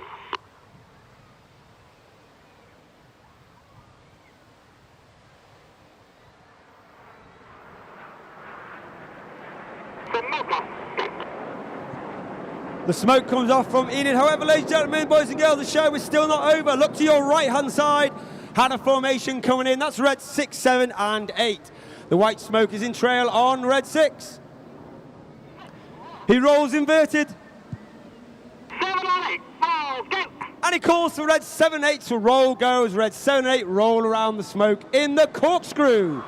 Smoke in blue is Red 7, Flight Lieutenant Stu Roberts. Second year on the team. He was Red 2 last year, and he flew the Typhoon with 11 and 12 Squadron at RAF Coningsby. Smoke in red is Red 8. That's Flight Lieutenant David Simmons, known as Simo.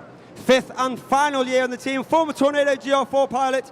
He flew the Tornado GR4 roll demo in 2010. And he also flew the Harrier and the F5 while on exchange with the United States Marine Corps. As Hannah leaves to your left, look to your right. And Enid once again running back in leader's benefit with the white smoke in trail. 2 and 3 roll goers, 2 and 3 roll around the outside of the formation. Clear, go. Clear go as Reds 4 and 5, smoking blue, roll around the outside in one of the hardest manoeuvres for our new pilots each year to master. This is the rollbacks.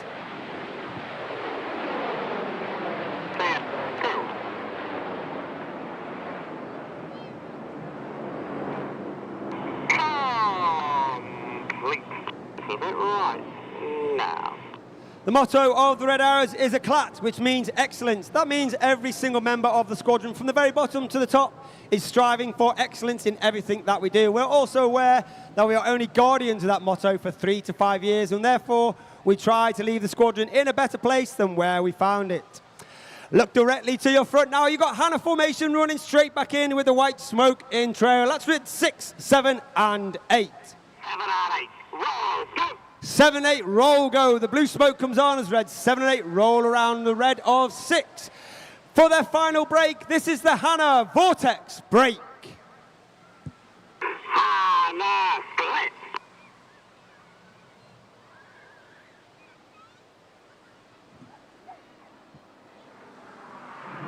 Once again, Red 6 off to the left, Red 7 off to the right, and Red 8 up over the top.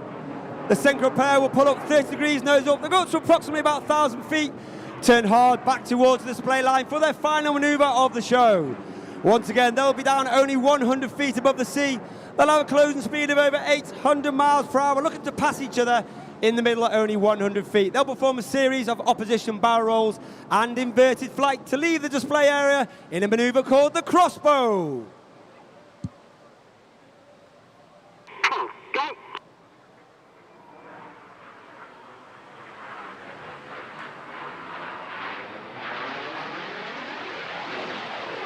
Roll, roll, go.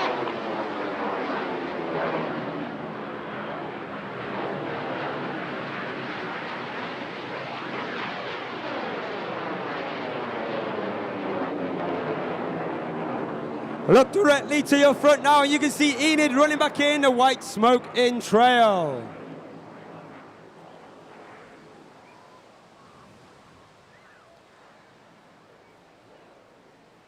The red smoke comes on from Red 1. He rolls around the rest of the formation, leaving the infinity symbol in the sky. However, Bournemouth, it's been an honour and a pleasure. Please put your hands together for the 2023 Royal Air Force Aerobatic Team. It's the Red Arrows!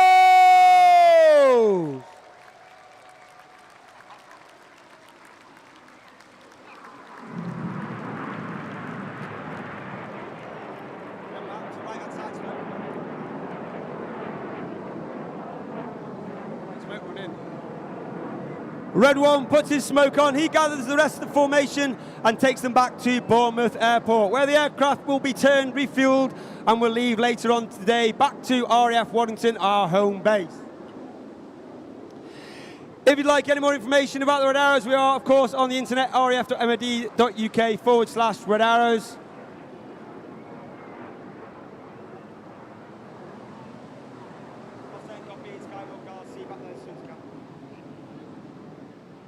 We are, of course, on X, the new Twitter, RAF Red Arrows, and Facebook and Instagram, RAF Red Arrows. All the pilots have their own Instagram accounts.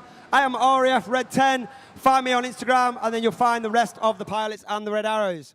I haven't got that much long time to wait here. I've got to get back to the airport to jump in the spare jet as well and fly back to RAF Waddington. I will be at the PR tent for about 10 minutes, in about 5 minutes. I'm selling the Red Arrows prints. They are the signed prints by all the team. They are £10 cash only, I'm afraid. We do not have the facility to take a card, and we do have a little bit of change. However, on behalf of the Red Arrows and the wider Royal Air Force, thank you very much for coming out to watch us today. Please have a wonderful day. Please wear plenty of sunscreen, take plenty of water, and your safe travels home. However, on behalf of the team, thank you very much. Goodbye. Well, fantastic news. Thank you so much indeed. Put your hands together for Squadron Leader Graham Muscat there. What a tough life he leads. Eh? He's got to nip back home, jump in the spare jet, all on just such a wonderful, beautiful day. Absolutely stunning job. Why don't you sign up, boys and girls? Yeah. Well, we were just chatting about cheese a moment ago, as you do during a Red Arrows display. I've just seen a few of them over the last couple of decades. And of course, it just reminded me of Alex James in Blur, because there's a bit of cheese down on the beach, isn't there, Andy? There certainly is. You can enjoy some halloumi fries down there, but more importantly, the Great British Bake Off star Manon Legrive has joined with the French cheesemakers Boursin to create a bistro on the beach. Oh, that sounds wonderful. Boursin on the beach, just gorgeous. I mean, that's a new phrase, better than Dupin, Duvan, de Boursin, I would say. I was waiting for that to come out. Yeah, I love it. Actually, I'm a great Boursin fan, but I haven't tried the old halloumi flies. Flies. Don't do that. I bet that's a problem at this time of stage, especially down on the beach. All right, well, let's just take a break, shall we? We're going to get more flying for you as soon as we possibly can. We just need to wait for the red arrows to release the airspace back to us so that we can do our own thing here.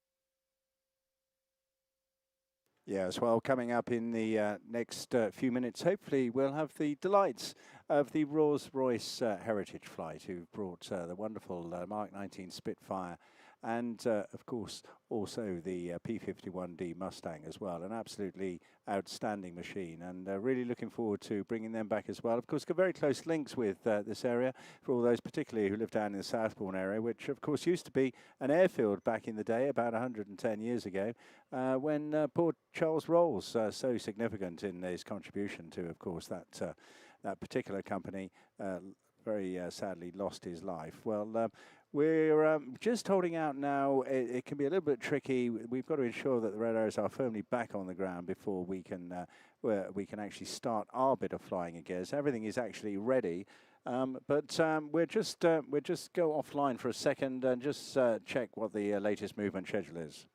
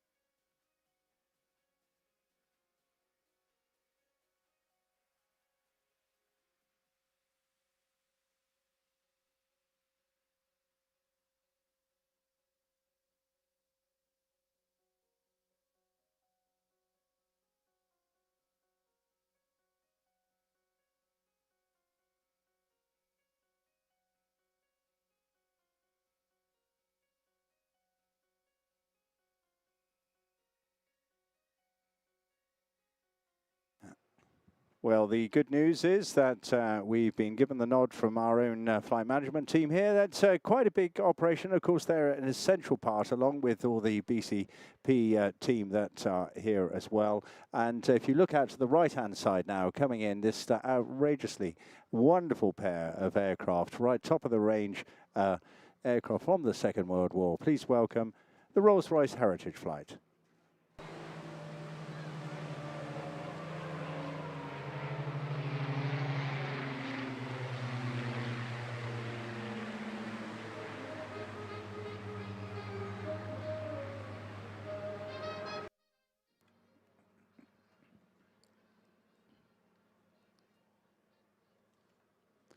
Yes, absolutely, definitely the top end of developments. You'll hear a little more in detail in just a moment. Flown today by Alistair Stegg-Williams and Graham Pemberton, and really a pleasure I know they have in coming down this way. Of course, Rolls-Royce also represented up at the STEM Village this afternoon. On your way out, perhaps if you're down on the beach, do call via the STEM Village. You might just catch it before it closes this evening. Really super place to visit. And of course, Rolls-Royce featuring their electric aircraft, having broken the world speed record for an electric aircraft. It's a fascinating story, but you get a chance to build an engine up there as well. And of course, engines is what we're in the business of here. And a Griffon and a Merlin flying around in formation. We'll just sit back for a moment and just enjoy the pair before they split into their own individual flying displays.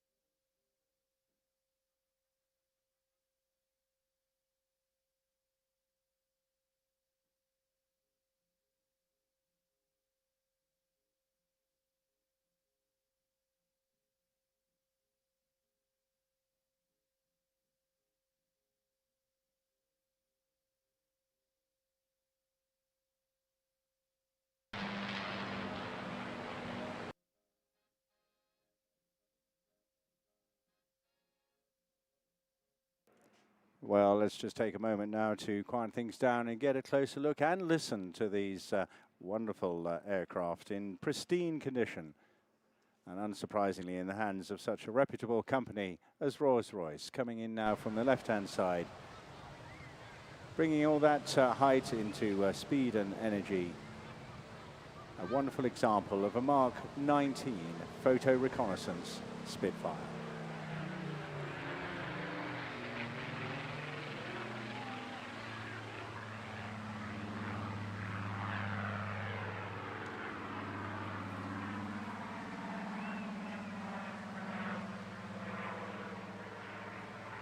Having seen the 9E earlier on, it's interesting to note just what an outstanding, an outrageous development the Spitfire had. Of course, goes right back to early days of Supermarine and the Schneider Trophy, just along the coast from us.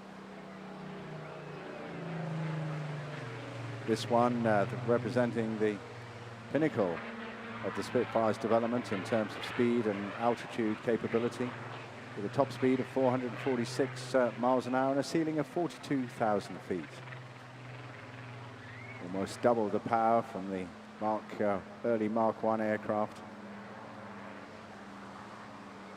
with the excess range, but this one an unarmed high-altitude reconnaissance aircraft, one of a batch of 79 Mark 19s built at Supermarine along the coast in Southampton.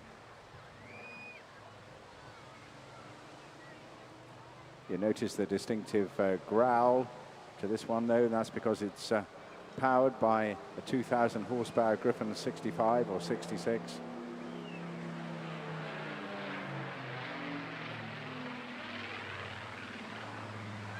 And these will be operating at those high altitudes across enemy territory, getting the all-important photography, either for pre-action recce or for post-action analysis.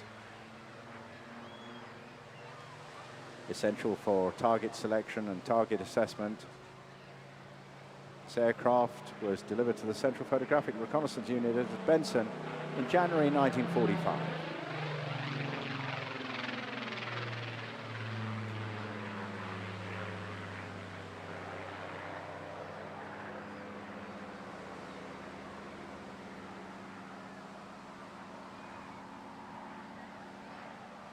As the Allies moved their way eastwards, this aircraft was moved up to Belgium and then Holland and engaged in active service with 16 Squadron right up until the end of the war, participating in Operation Crossbow to detect V1 and V2. They were the Vengeance weapon launch sites.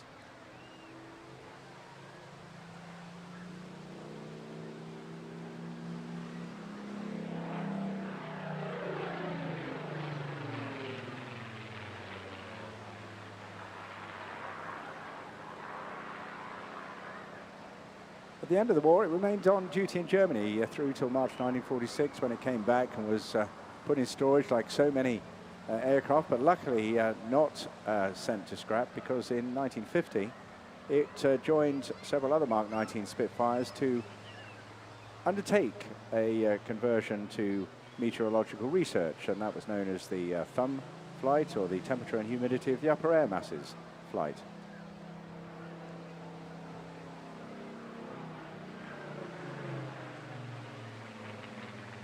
Showing the distinctive lines, that elegant design of the elliptical wing.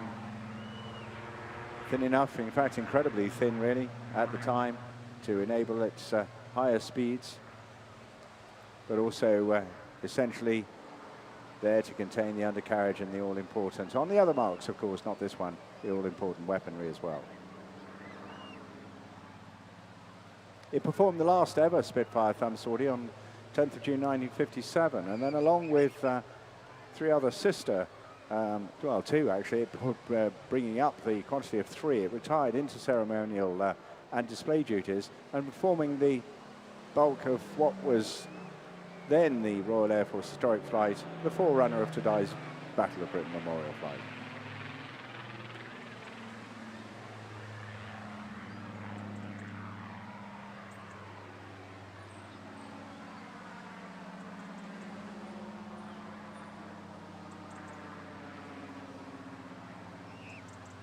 Bemba's just calling up for his last pass. It's just deep joy. Last night we were blessed with the most sublime display, which we set to music as the sun was setting.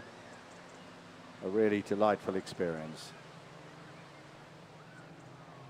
Very much now acting as an ambassador for Rolls-Royce, appearing at air displays and charity events and corporate functions, representing the heritage of the Spitfire and the engines that powered them.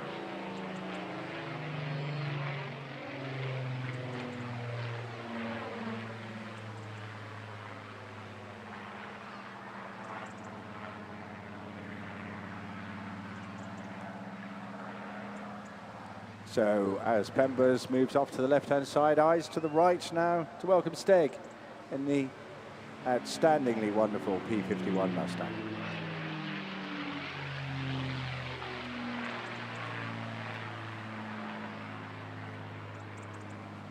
Quite a beast of an aircraft this, really manly, chunky, bulky aircraft.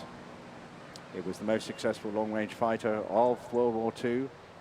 Not an instant success, as it was equipped, well, it was actually developed in a very short period of time against a British Air Force specification to get more fighters into the war.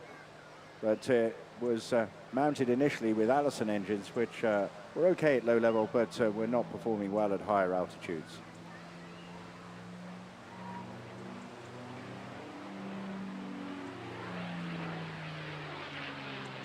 Again, a distinctive shape and really a heavyweight fighter bomber.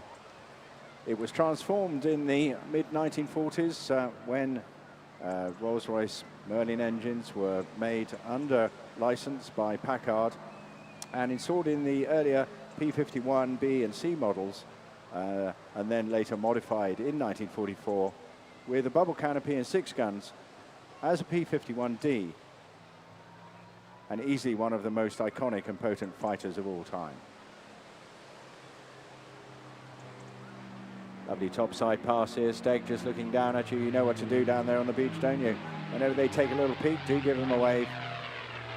They love the interaction and just to know that you're enjoying what they're doing.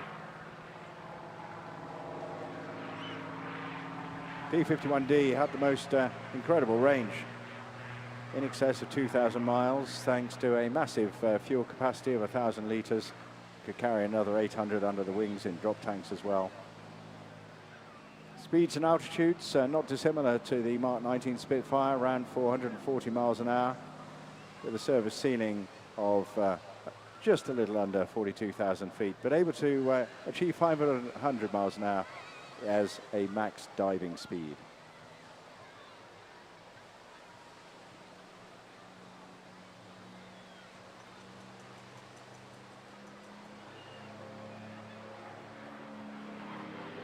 This one rolled off the famous North American aviation production line at Inglewood in mid-1944.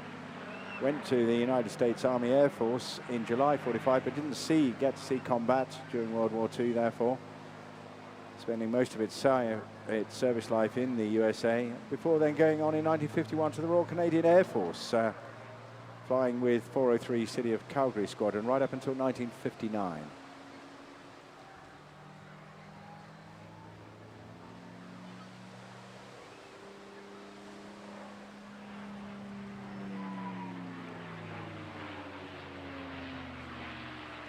Adding that extra bit of punch and presence to the heritage flight by representing another Merlin-powered aircraft. Rolls-Royce consider the Mustang as a perfect fit, with global appeal and celebrating a historic and ongoing relationship between Rolls-Royce and the United States Air Force.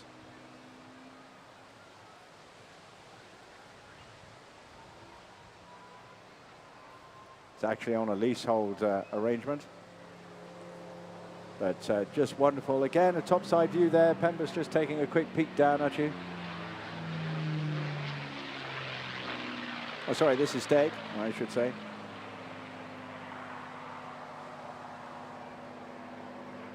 And this aircraft repainted, refurbished in 2020, representing the colours of Colonel Donald Blakesley. He was a well-known commanding officer of 4th Fighter Group, the Debden Eagles, and an accurate recreation of his wartime mount, Whiskey Delta-Charlie.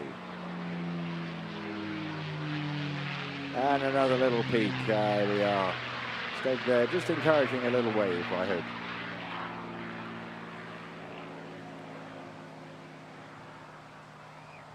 He's almost glued to this airframe. He's loving every bit of it. He was actually the company jet pilot on the Gulfstream, but he much prefers to spend most of his time, and indeed many weekends, taking this aircraft literally all over the country. And I believe they're up in Scotland next weekend.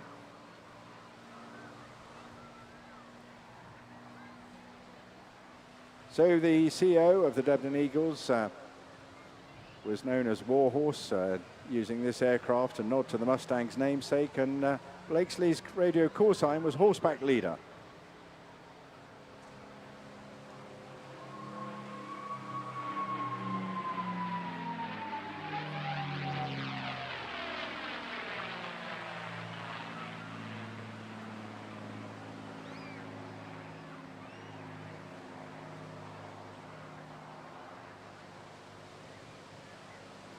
Both the aircraft reside in the dedicated hangar at East Midlands Airport, operated by Rolls-Royce.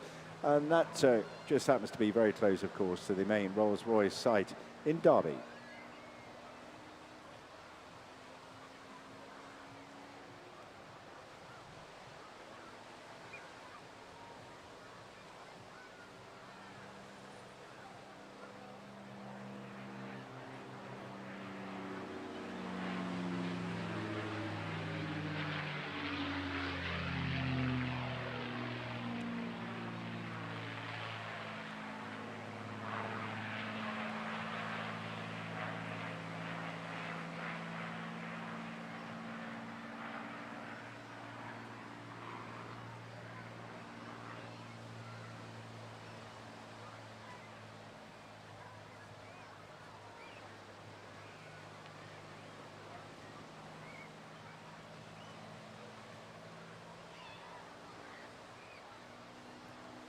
Just coming towards the end of this display segment now. We're just running a minute or two late, given the slight hold up for the red arrows there, but pretty much back on track.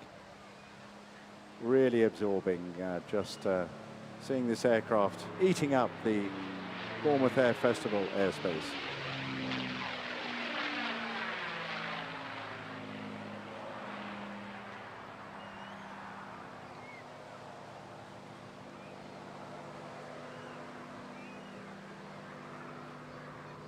Oh, a lot of power there, just going over that lovely arcing repositioning maneuver there.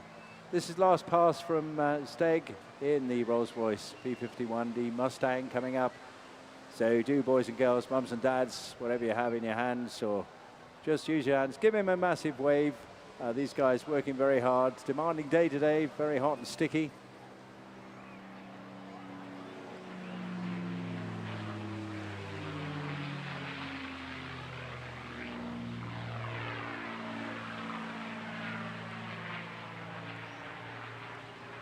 Oh, and going out in real style there. Marvelously, very, very large barrel roll. Just deep joy. Real pleasure to see them, and grateful thanks to Rolls-Royce for bringing these two iconic aircraft here with us. And before you go, if you haven't been down to the car park at Hengistbury Head, you'll see there a memorial to Charles Rolls and the history of that very first Bournemouth Air Festival, which was held in July 1910. Well, I hear them signing off in the radio behind me, which is great, and we've got plenty more coming your way yet. An interesting little training aircraft shortly. After that, we've got the contribution from the Navy Wings, based at Royal Naval Air Squadron Air Station at Yeovilton. Then another little current trainer, actually just on his way out of service gradually, the mighty Chinook, and then an interesting warbird. It's a German operated, or was German operated, all the way from Belgium. Rounding off our international contribution this afternoon. Of course, Richard Goodwin will be polishing off the day along with the Starlings, and the finale, the Royal Air Force Typhoon. I believe Rod is coming in from the left-hand side, from the east, so keep your eyes peeled as always. Do give us a shout and a wave when you see them. It's always great fun. We're quite restricted, although we're up on the Overcliff here. We've got an awful lot of activity and security staff and everything else around us, as you would imagine for a very large event like this. Everything so far. Just a reminder to stay within the yellow buoyed area as the tide starts to go out gradually. Low tide, luckily, after the end of the show. Coming in now to tell you all about this aircraft and his legendary pilot, my very reliable wingman, Andy Marlow. Thank you, George. Yes, ladies and gentlemen, boys and girls, right in front of you, crowd centre, you have Rod Dean displaying this beautiful example of the T-67 Firefly.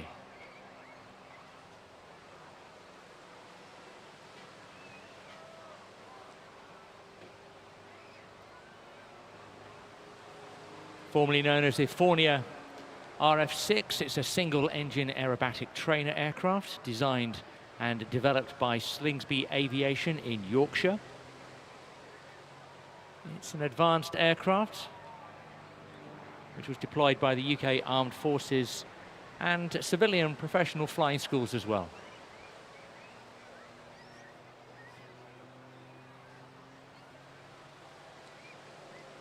T-67, very, very popular. Around 250 are currently still operational worldwide.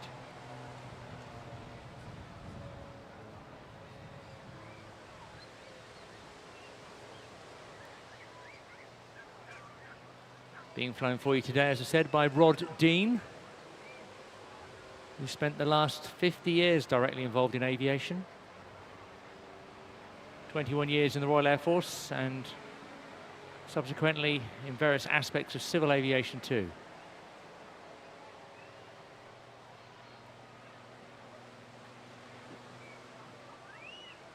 During Rod's RAF service, he spent the whole time flying on operational squadrons or training units, principally flying the Hunter and the Jaguar, but also some time with the Hawk, the Jet Provost, the Meteor, the Gnat, and the Chipmunk.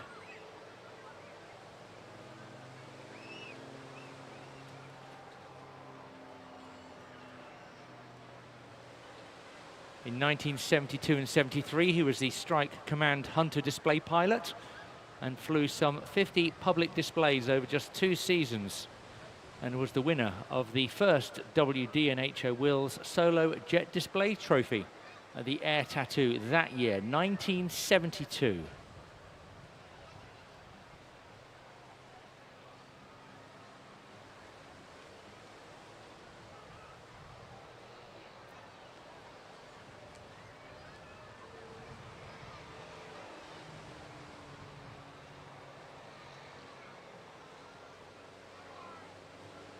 So the T-67 Firefly is based on the RF-6 train, as we said, manufactured by René Fournier at the Nitre factory. The maiden flight took place in March 1974. He then sold the development rights of the RF-6B to Slingsby Aviation in the early 80s, and the aircraft was renamed as a T-67.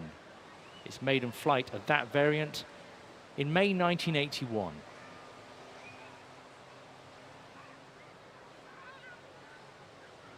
The United States Air Force selected the T-3A in 1992 to supersede the T-41 fleet under the Enhanced Flight Screening Program.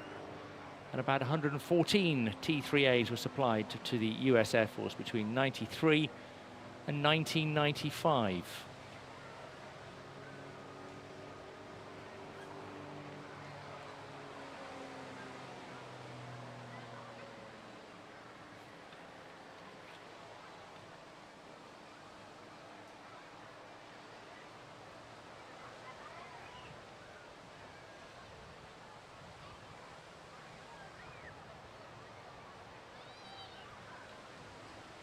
This aircraft has what we call a semi-monocoque design.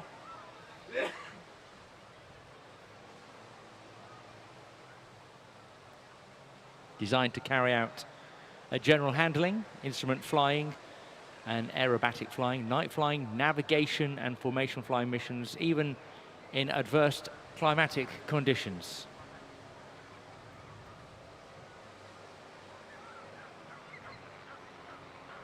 Very robust airframe made of glass fiber composite materials, all adding up to a lifespan for the airframe expected to be around 2,400 hours.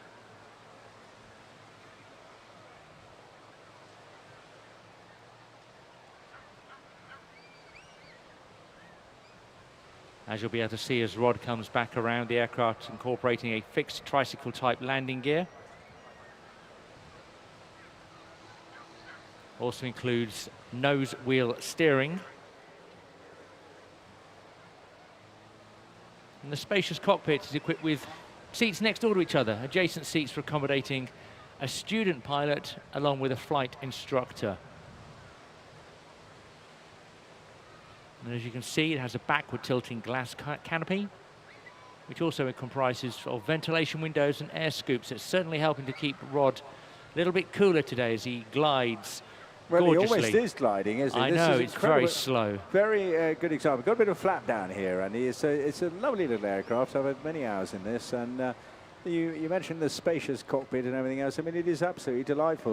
Lovely, all 360-degree round visibility. Terrific for formation and tail chasing work, stuff like that. It's good fun. So why is this aircraft just so popular? You've flown in it, George. Why so popular for training? Well, it's got a sort of forgiving nature, and it doesn't also rush at you too much. It's really all about getting the early assessments done on students as the Grob Tutor, which you'll see a little later on, and assessing the ability to then progress. So, and building up what we call airmanship. It's all better done on something like this, which is easily managed, relatively simple and straightforward airframe. But it's good enough, it's flexible enough, and it's robust enough to actually get into aerobatics when you can really start testing the skill set of an individual student pilot.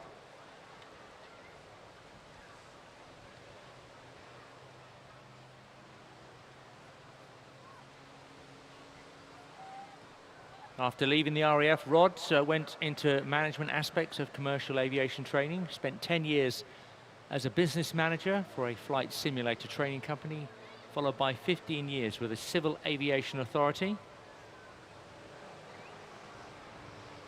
He now runs the flying side of a number of well-known annual flying displays in the UK, around some of the other UK seaside resorts.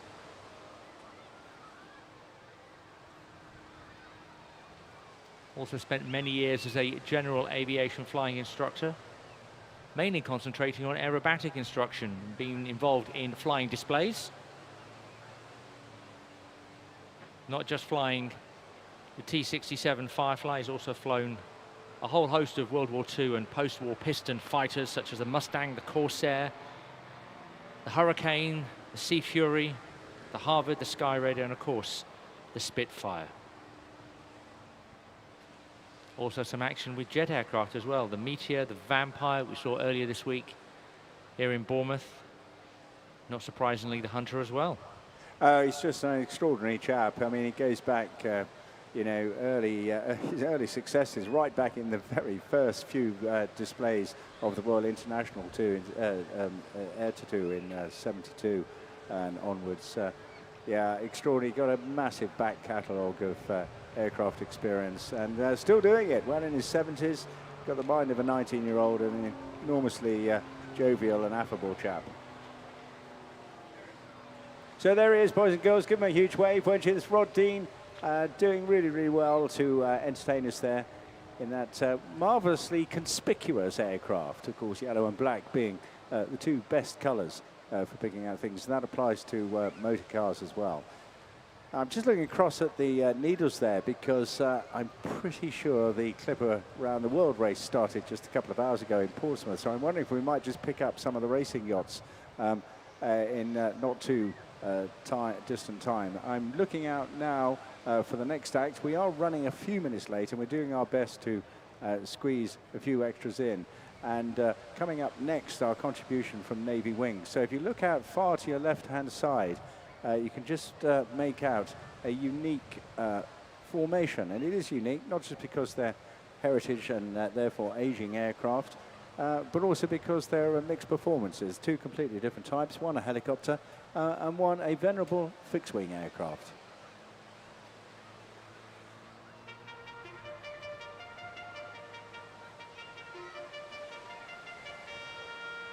Yes, it's time to call Her Majesty's Royal Navy to flying stations, and we will take you back in time now. And this is just a wonderful treat to see what we refer to as the fish back in the air again.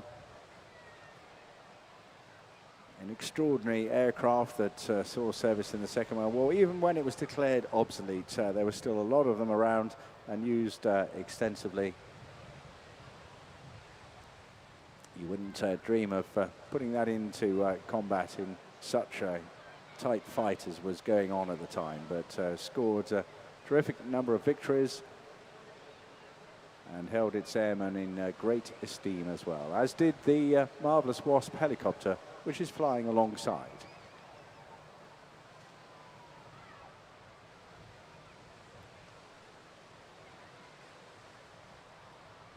Takes a little while to get here, as you would imagine.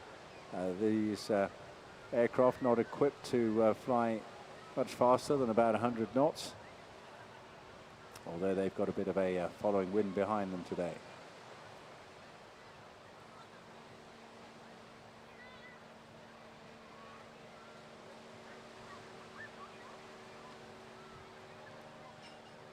That distinctive whine you hear in the background there is from the Rolls-Royce Nimbus engine, giving it a unique tone, exactly the same as that as the Army Scout helicopter.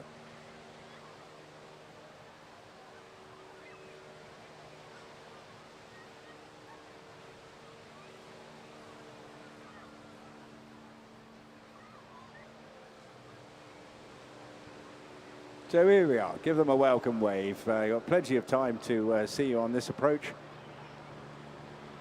The Navy wings in their Taranto formation.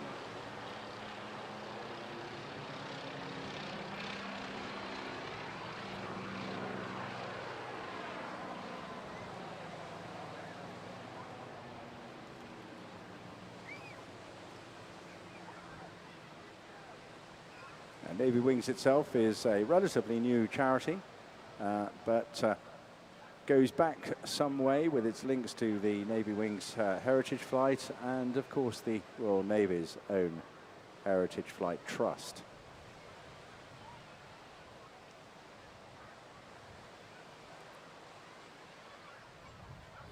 The branding of Navy Wings and their Heritage Flights has taken on the role of preserving and flying these historic naval aircraft for all of us to enjoy and, of course, admire.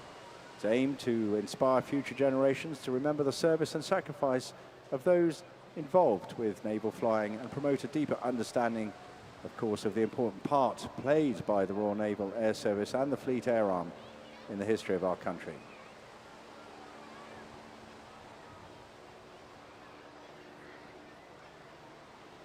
Though benefiting from some little infrastructure at Royal Naval Air Station Yeovilton, funded entirely by public donations. The charity, of course, needs your support to keep these very important and historic aircraft flying.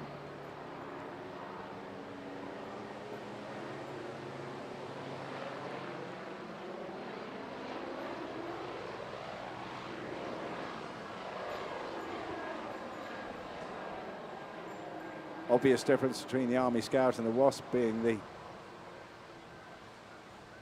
wheeled undercarriage, of course. That's to enable it to maneuver around the decks.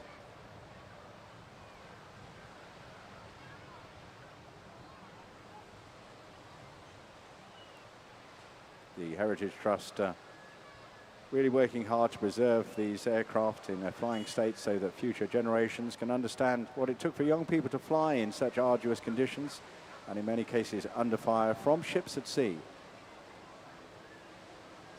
They've got quite a stable of aircraft at their base, actually owning 3 Swordfish, just one of which is currently operating, another one close to full restoration, and another one in turn waiting to have some tender loving care. Also have a Supermarine Seafire, Westland Wasp you see here today, the North American Harvard, and then under associate relationships operating a Stinson Reliant and a de Havilland Tiger Moth.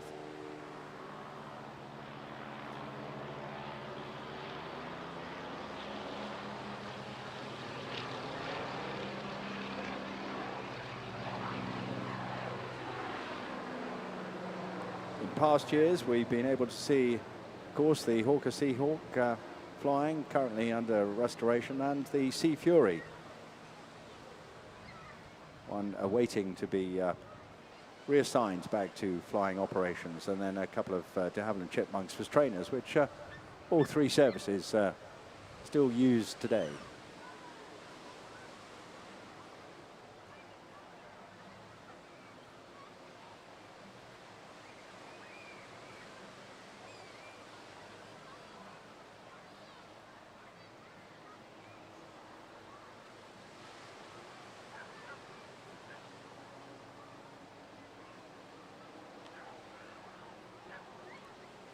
Great shame we don't have a big carrier out there to see. Of course, the Royal Navy very busy. One day, I mentioned many years here at the Bournemouth Air Festival, it'd just be great to launch some aircraft, as we did once or twice, I believe, with the Wildcat helicopters off the decks of one of our carriers. The aircraft coming around now, they'll be going in to break their formation. And here it goes. Good photographic opportunity. Very different indeed. Two completely different aircraft. Really good to see.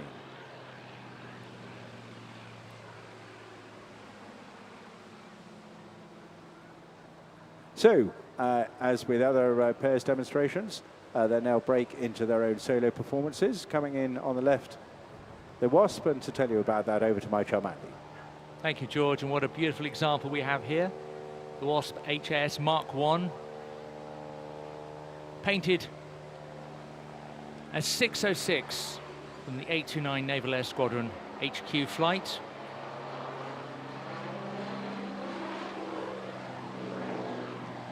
Built in 1964, and at various times has served with 706 Naval Air Squadron for training, and the 829 Naval Air Squadron, HMS Nubian, HMS Hecate, HMS Aurora, and HMS Ajax. XT420 has also served with HMS Hecla in the Falklands, with red crosses painted on the sides in the casualty evacuation role. She was disposed of by the Royal Navy, of course, in April 1994.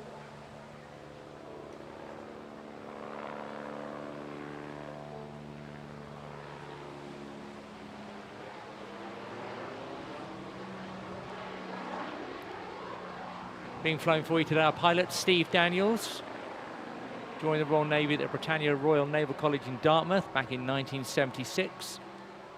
He served as Naval Air Commander Squadron operational helicopter pilot and as both a frontline and second-line qualified helicopter instructor.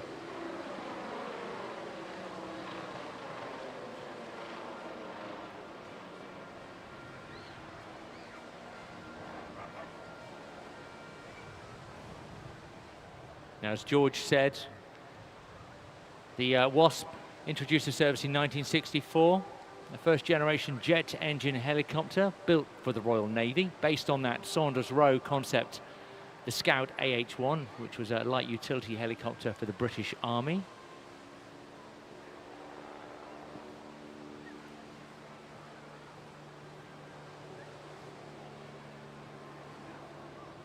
The Army Scout configured as a light 5-seater helicopter with a skid undercarriage. As you can see here, the Wasp has that quad cycle undercarriage with full castering, lockable wheels as well that can be towed outwards or inwards depending on the operational need.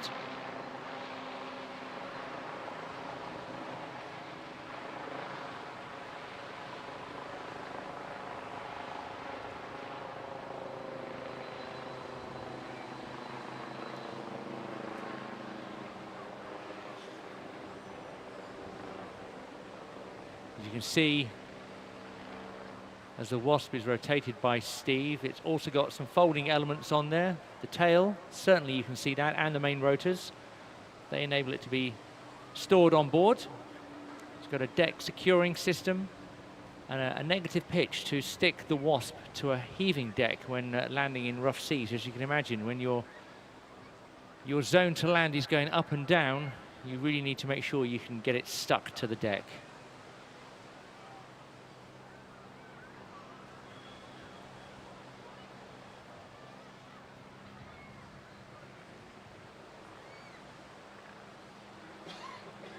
The Wasp was taken out of service, certainly frontline service, in the late 1980s with the introduction of the Westland Lynx. But it was brought back into full operational service when war with Argentina broke out in 1982 following the invasion of the Falkland Islands. 7 reserve frigates and their helicopters were recommissioned for active service in the South Atlantic.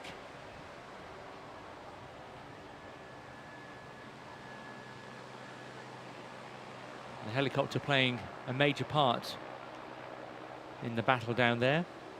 On the 25th of April 1982, the Argentinian submarine Santa Fe was spotted by a Wessex Mark III helicopter from HMS Antrim. The Wessex attacked it with depth charges, and HMS Plymouth then launched the Westland Wasp. HMS Brilliant launched a Westland Lynx, And the Lynx attacked the submarine with a Mark 46 torpedo and also its general purpose machine gun. The Wessex also fired on the Santa Fe with its general purpose machine gun, the GPMG.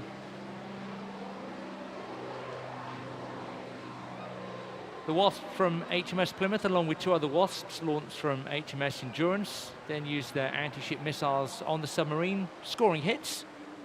And the Santa Fe was damaged badly enough to prevent her from submerging, later being abandoned by the crew at King Edward Point on South Georgia Island. Steve just putting her through a pedal turn there on the end, and just showing his maneuverability early on with a lovely high hover. Very adaptable aircraft, as you're beginning to learn, and very robust, strong, known in the Army as soldier-proof. No doubt seaman-proof as well. There we go, pulling up again, waiting till the airspeed bleeds off, and putting a big pedal in there.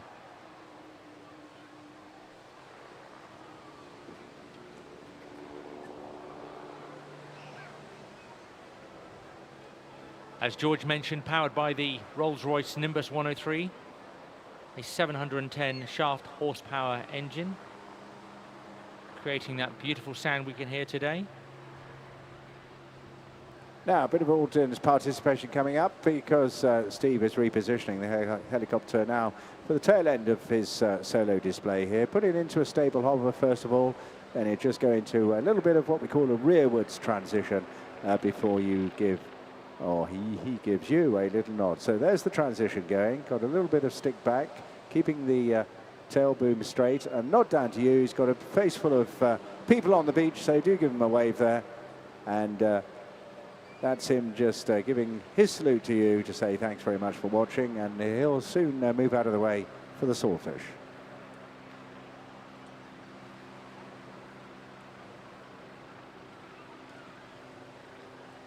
Steve's a very accomplished pilot. On retirement from the service, he was at the rank of Captain Royal Navy. He then joined Kinetic to the Ministry of Defence in Boscombe Down. And he was also Kinetic's Director of Aviation before he retired for the 2nd time in December 2020 as Steve departs. Thank you, Steve. So eyes on the left now as the Swordfish literally dives in from its slightly higher position there, just giving it a bit of extra speed. Can actually achieve 200 knots in a dive, but generally cruising around 90 to 100 knots, depending on the load, of course, that it's carrying. This particular example is a Fairey Swordfish Mark I, built by Blackburn Aircraft and delivered to the Navy in October 1941. They were often known, coming out of that factory and organisation, as the Blackfish. It's a torpedo bomber.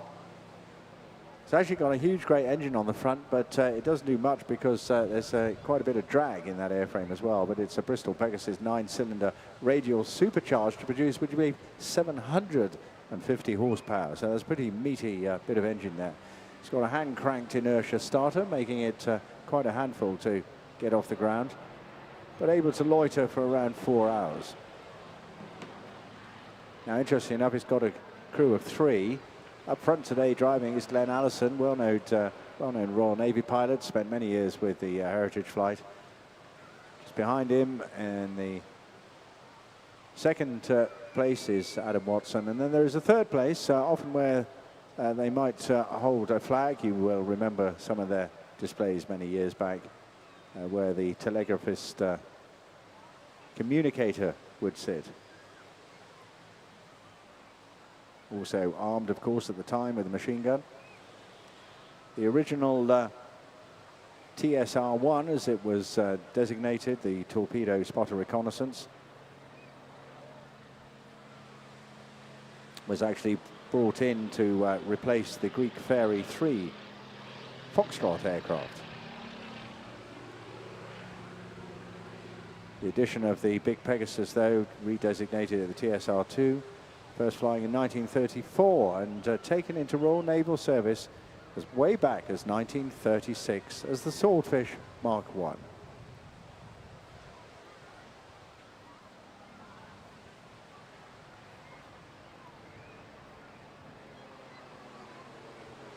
Earned his nickname of the string bag because, like the shopping bags of the day, it could accommodate practically anything, including the very large 1,600-pound torpedo you can see there, or a variety of depth charges, bombs, mines, rockets or flares. Cutting technology of the age perhaps in its day in 1934, but only propelling it at stately cruising speeds of 90 knots or even down to 82 when the torpedo was underslung, although it did prove to be a very reliable engine indeed.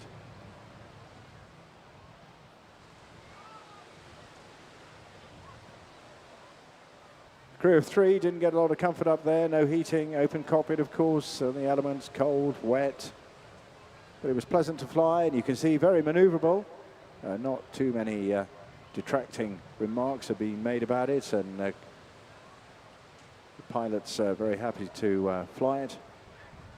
But at those speeds, the enemy guns actually found it quite difficult to track it because it was such a slow target as opposed to being a fast one.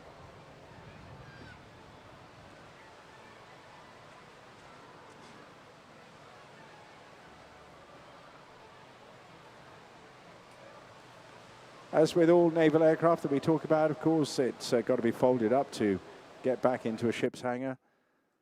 And this was the case with this one. The undercarriage, very strong, robust, of course, because of the very firm arrivals that all deck-operated ships make onto the rolling, rotating, heaving flight decks. Also had an arrestor hook just to make sure that it reduced the length of the landing run.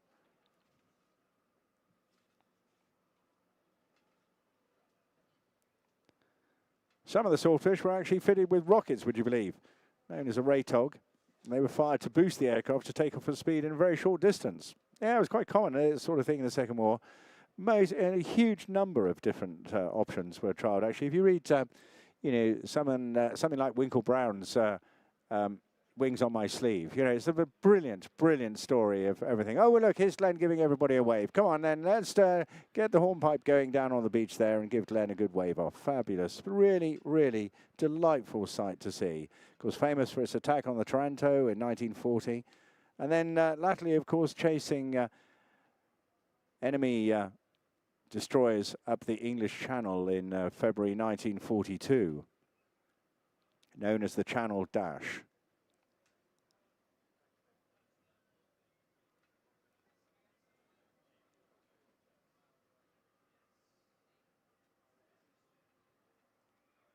Many of the Swordfish, 6 of them, were actually shot down on that one, but the bravery and fortitude of the crews in pressing home their attacks earned high praise indeed.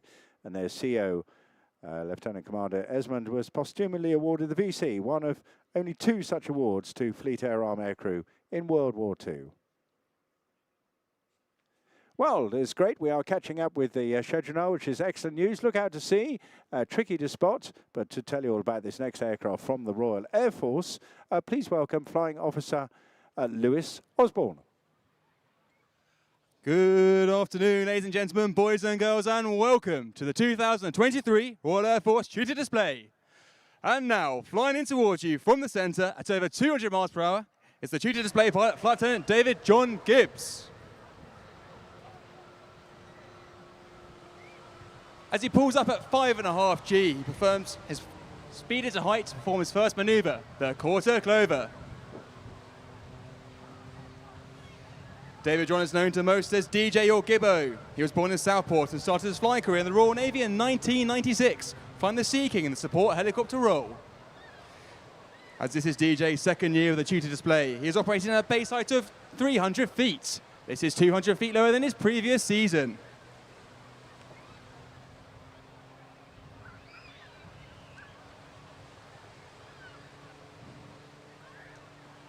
DJ now regains his airspeed and pulls up into another quarter clover.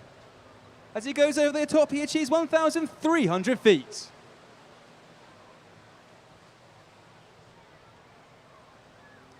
DJ rolls 90 degrees and whilst pointing straight up before completing a stall turn at almost 0 airspeed.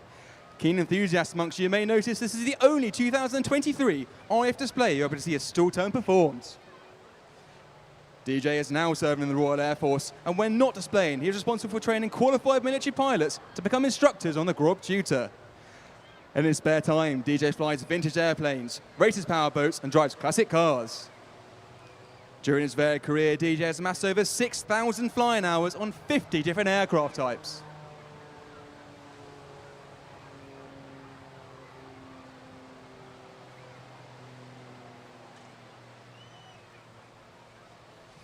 The Tutor is operated by Number 6 Flying Training School, and this is primarily for UAS students and air cadets. 6FTS is also engaged in other essential defence tasks, such as frontline mission rehearsal and the training of mission support crew.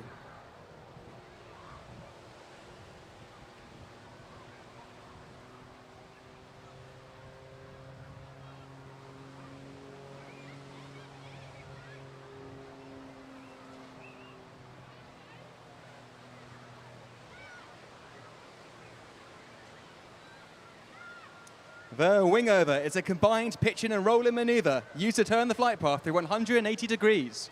You will notice that every wingover is slightly different as DJ carefully selects his flight path for differing wind conditions and aircraft energy states.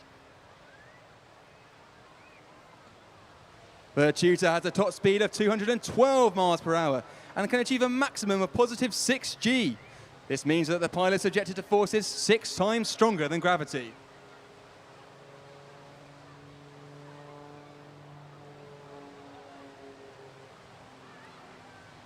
Whilst it might not be as loud or as fast as other aircraft on the display circuit, displaying the Tutor requires careful energy management due to its low power to weight ratio. DJ now uses a wingover to regain as much energy as possible as he sets up to perform this next manoeuvre.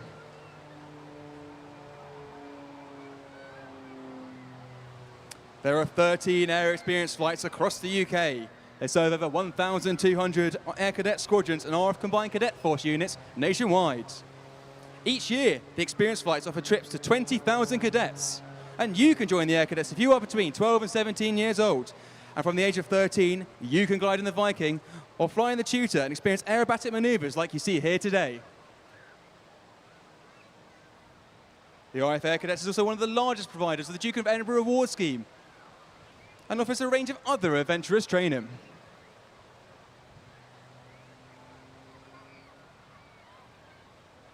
The Grob 115E Tutor is operated in partnership with Babcock International Group.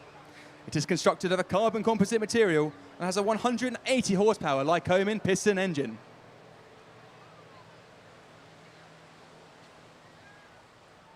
DJ will pull up into the vertical for another stall turn, and this is an excellent photo opportunity.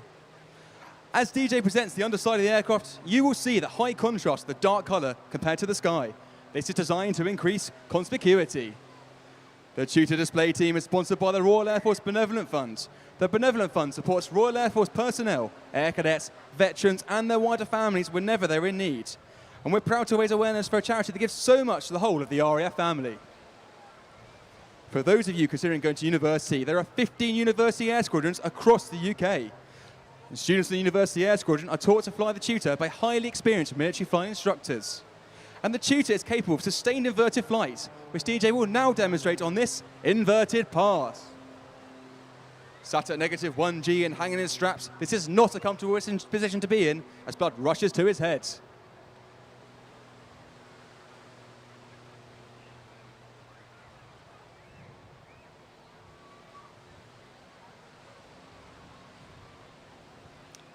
The University Air Squadrons provide a huge opportunity for personal development. They particularly embrace the Royal Air Force's core values of respect, integrity, service and excellence. The UAS offers a wide variety of adventurous training in the UK and expeditions across the globe. In this 4-point roll, DJ delicately uses the rudder to support the nose above the horizon whilst flying at 90 degrees angle of bank.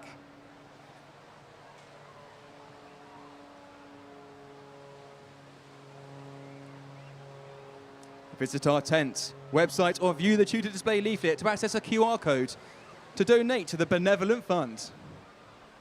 University Air Squadron members are not committed to a military career after graduation. However, many do decide to join the Royal Air Force. And why not visit the Tutor stand and talk to the University Air Squadron students from Southampton and Bristol so that you can find out about their experiences. I would like to take this moment to say a big thank you to our supporters this season. They are the Royal Air Force Benevolent Funds, Breitling UK, Squadron Prince and Babcock, who provided much of the merchandise and supported us throughout the season.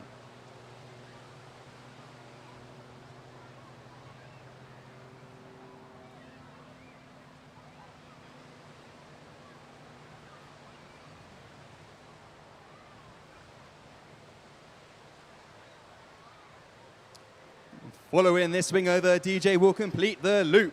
The loop is a quintessential aerobatic maneuver.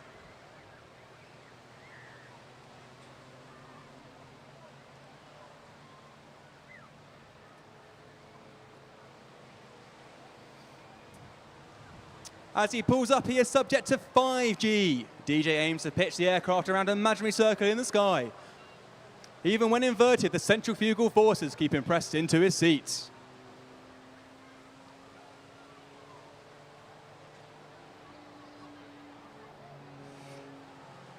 The high tempo of Royal Air Force operations continue today, with aircraft and personnel deployed around the world, operating with NATO and our other allies. All the while, our QRA forces secure the skies above the United Kingdom 24/7, 365 in the Typhoon you'll see later today. Today, the Royal Air Force is recruiting for multiple rewarding and demanding professions. These professions include aircrew, air operation controllers, engineers, medics, cyberspace specialists, and many more. The Royal Air Force has an exciting future with the continued development of the Lightning, Poseidon, and Space Command. They will soon be joined by the introduction of the Wedgetail and Protector aircraft, and visit the RF website to find out more and about the RF careers.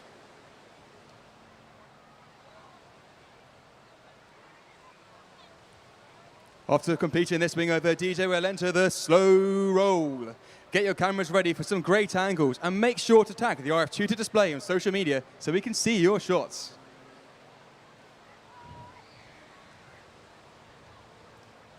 Throughout the slow roll, DJ skillfully coordinates elevator, rudder and aileron inputs in order to keep the lift vector pointing upwards.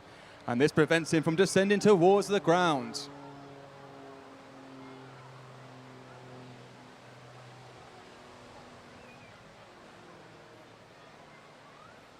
DJ will now bring the tutor around for his departing wave. This is another great photo opportunity. Make sure you return his wave as he flies through. He can see you, and a big thank you to Bournemouth for hosting us today. Ladies and gentlemen, boys and girls, the 2023 Royal Air Force Tutor Display.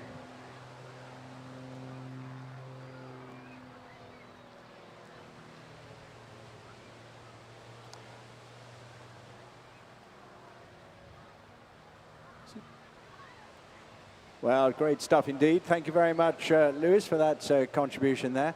Coming up in the moment, one of your more favourite and entertaining displays. Very, very popular aircraft, of course, and a very, very large one it is, and the sound of blade slap. But I've invited the team to come on and chat a little bit earlier, so they can tell a bit more how about it's like to progress from things like the Tutor aircraft right through to the frontline operational aircraft. To tell you all about the whole thing right through the display, please welcome Flight Lieutenant Tim Griffiths and Flight Sergeant Ben Greet. Over to you guys. Good afternoon, Bournemouth Air Festival. I am Flight Lieutenant Tim Griffith, a Chinook pilot. And I'm Flight Sergeant Ben Greet, Chinook Weapons Systems Operator, and it's our absolute pleasure to commentate for the Chinook display today. We'd like to start with a big thanks to our brothers and sisters in the Red Arrows for being the warm-up act for the Chinook today, the main event of Bournemouth Air Festival. Our crew are just beginning their run in towards us, and if you've got pilot eyesight, you should be able to make out the Chinook's iconic silhouette in the distance. Why don't you tell us a little bit about the Chinook Force, Greety? Yeah, the Chinook is one of the UK's most utilised aircraft in British defence, having been on continuous deployments since 1982, starting with the Falklands conflict. Today's display aircraft is a Boeing Chinook Mark 6 Alpha, which make up the bulk of the British fleet. And today's display airframe is a real veteran, having clocked up an outrageous 12,000 hours. All of our crews first train on the tutor that you've just seen display for us today. Once we finish tutor training, all the pilots then get streamed off to different branches, be that fast jet training, helicopter training, or into the multi-engine transport fleet. For us, in the helicopter world, our training takes us off to RAF Shawbury, where we now learn to fly the Juno and Jupiter helicopters.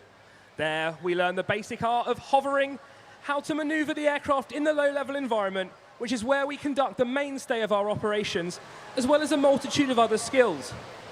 A massive part of what we do is the night flying element of the course, where we learn to fly using night vision goggles and to cut around the country at low level in the dark, which keeps us safe from enemy action.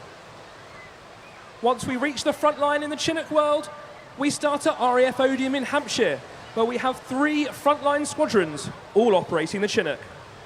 The 2023 display is brought to you by a team of personnel who are proud to serve on 18 Bomber Squadron, which has one of the richest histories of any squadron in the RAF, and was the original squadron to fly the tandem rotor helicopter. It's also 18 Squadron that has some of the cream of the helicopter pilots, which includes our Australian exchange pilot, JP, who is in the crowd today. If we look now towards crowd centre, we can see the Chinook entering the maritime exclusion zone. For the start of the display, the Chinook will conduct a nose-up manoeuvre. This will be a great photo opportunity, so please get your cameras ready. And it's my absolute pleasure to introduce the Royal Air Force 2023 Chinook display team.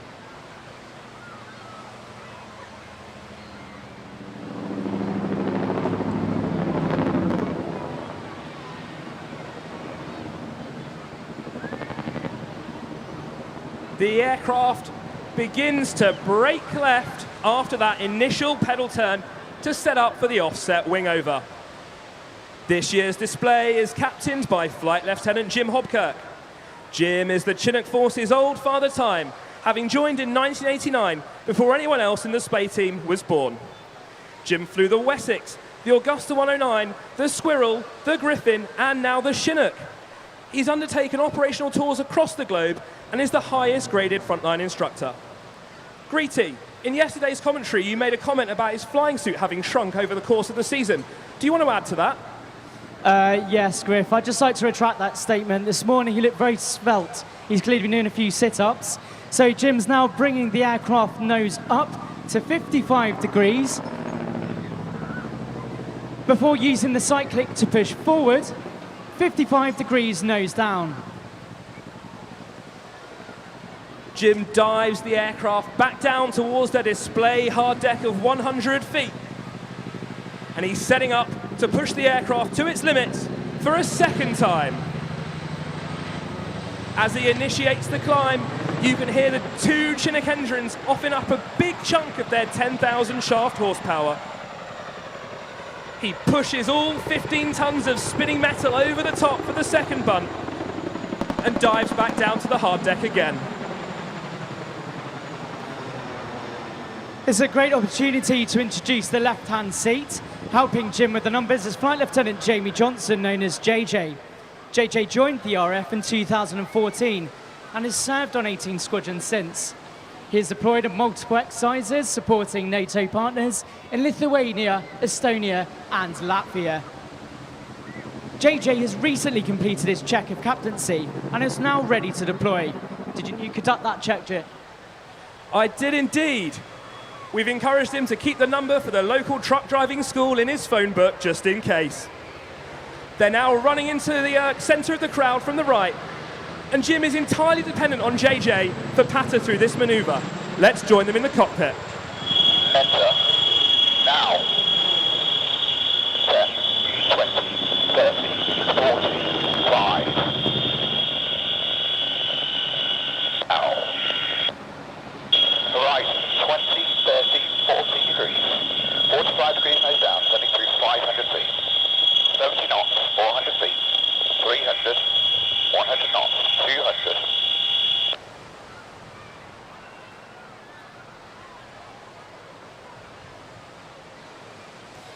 As they complete the nose over, they begin setting the aircraft up for the second of the pedal turns. This will give a unique perspective top down of the Chinook. Unlike a tail rotor aircraft, we use both the tandem rotors for lift. They'll now perform a pass of the flight line to give you a chance for some cracking photos as they conduct some wing waggles.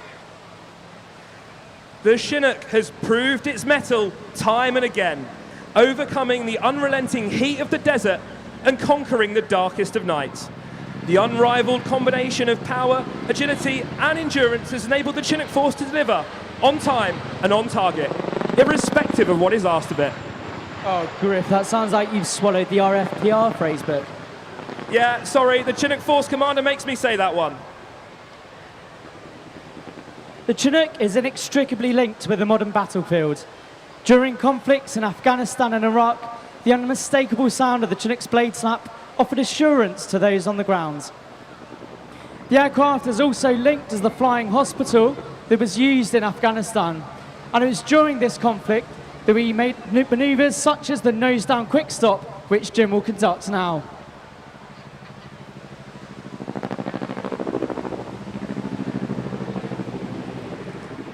And as they come to the hover, I'd encourage you all to give a big cheer. Our Whiz-Op's a little shy, but if he can hear you, he might come and join us on the ramp of the aircraft.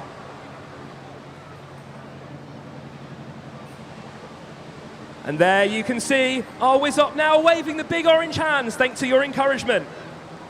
Entrusted with those orange hands today is Dave Pinhead Bussey.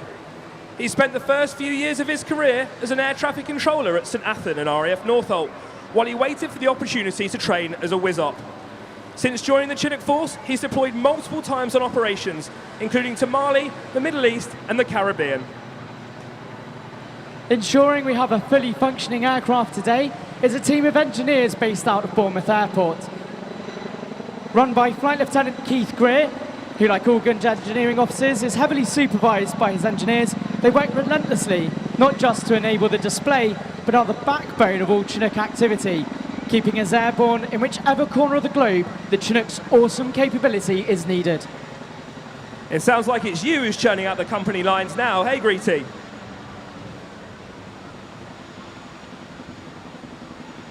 The crew continue their pass of the display area towards the left-hand edge of the beach.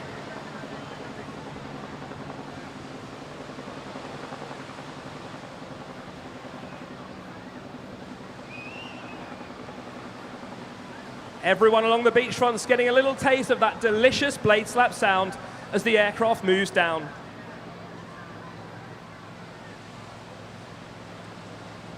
The crew will now close the ramp of the aircraft and begin what's known as the Gorny Corkscrew. This manoeuvre harks back to the Chinook force's time in Bosnia, where they would often depart the Gorny Vakuf base in this fashion. It helped them clear the steep-sided valley, lifted the morale of the troops that they had just resupplied, and also gave the opportunity to demonstrate the Chinook's astonishing power-to-weight ratio.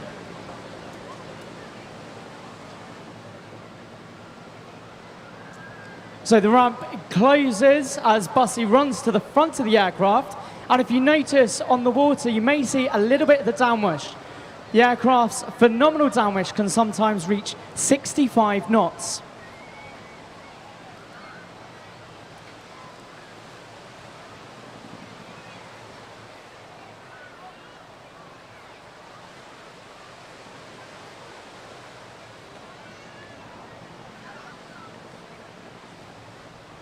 As they complete the corkscrew, they enter the 405-degree spiral descent back down to their hard deck.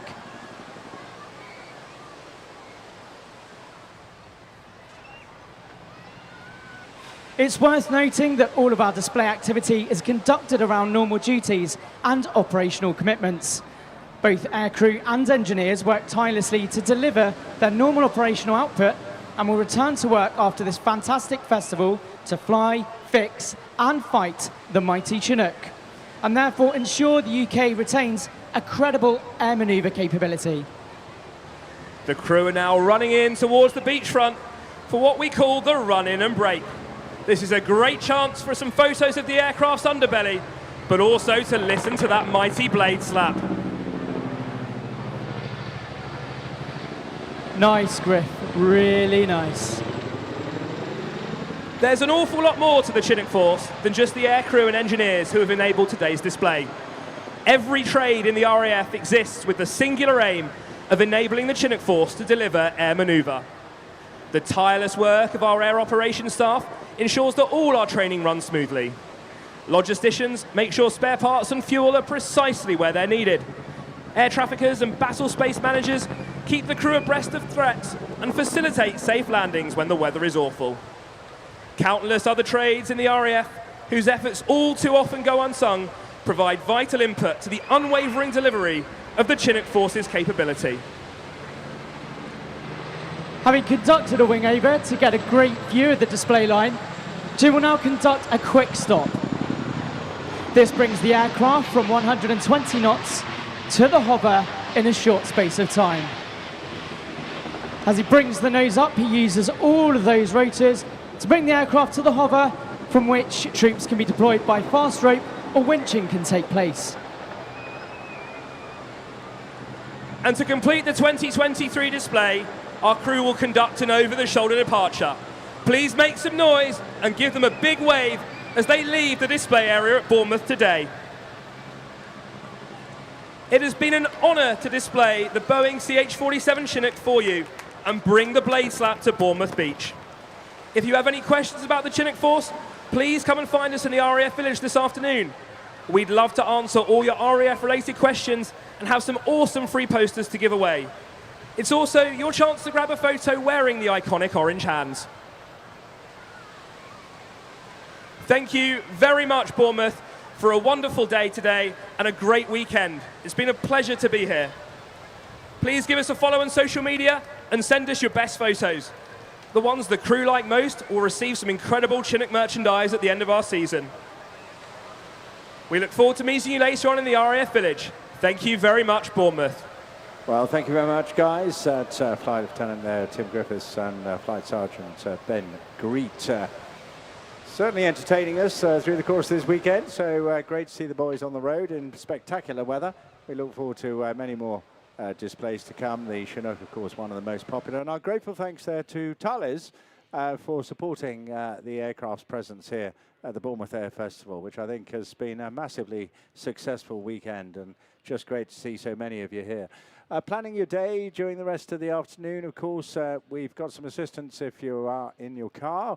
We'd rather you using the train. I think the trains are back in today, aren't they? Which is great. But where you are, go easily. Do listen to the stewards and the police directions as you go out. It's going to be very busy leaving the town, but why not just stick around for a late evening there, enjoy the street food and, of course, everything that Bournemouth has to offer. And we had a memorable couple of sunsets over the last few days as well. So just stick around and do that. But do please keep a hold of all your belongings at all times, and dispose of any rubbish as sensibly as you can, please, just to help us protect the environment and leave only footprints. Indeed, leave only footprints. It's a beautiful beach we have here. Beautifully maintained by BCP Council. Thank you to the whole team that are responsible for doing that. And sorry, George, I was just a bit distracted. I'm trying to get my photograph into the Chinook team so I can win some of that merchandise at the end of the season. I really want to get my name in there. Well, do your best. I'm saying everybody does, and I'm sure our own social media team at BCP Council and the events team would wish to do that as well. But keep your eyes peeled now out into the sky, because two delightful aircraft and two outstandingly competent professionals flying them, coming in directly at you at Crowd Centre. Please welcome the Firebirds.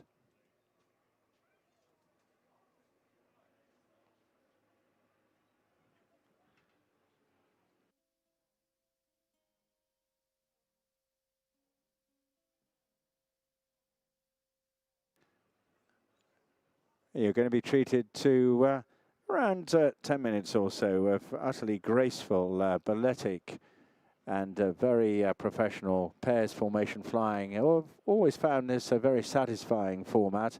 Requires a lot of precision, a lot of dedication, of course, concentration, and a huge amount of training to get to this standard. But it's just wonderful to sit back and just watch how smooth this particular display is. Featuring a pair of Vans RV4s, a series of sport aircraft, and easily the most successful line of build-it-yourself kit planes on the planet. Literally thousands and thousands of these have taken to the skies around the world.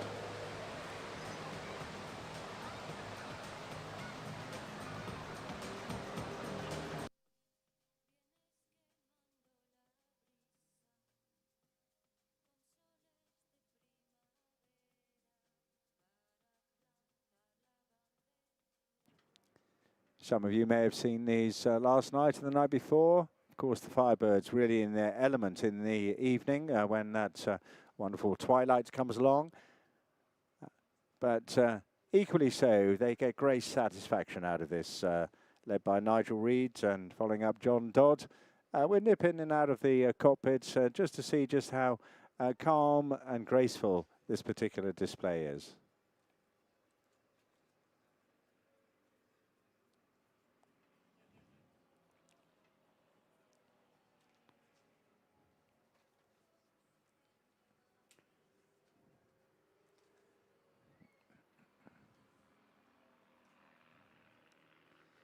Relatively lightweight aircraft, but a lovely touring aircraft as well, just weighing empty around 500 kilograms.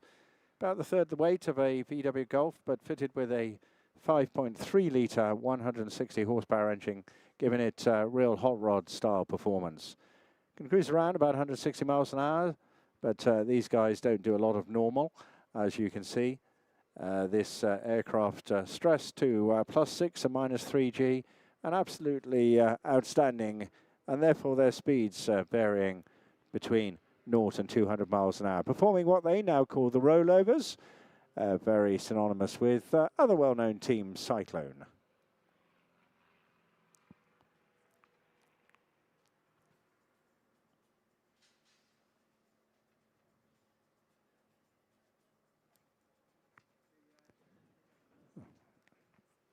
Nigel Reed, you'll hear in a moment, just giving very calm, very direct instructions, and on that cadence of the final syllable, that is when both of them put the control inputs into the direction they wish to go, frequently pulling up, and both of them looking over their shoulder to ensure at all times, of course, as they will in the next loop, that the wings are straight and level.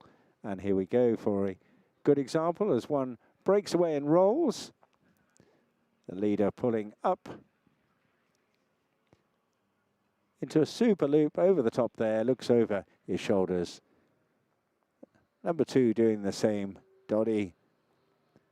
And as he comes down, he'll just tuck back in and rejoin his leader. A very, very smooth movement and delightful curvature in the sky.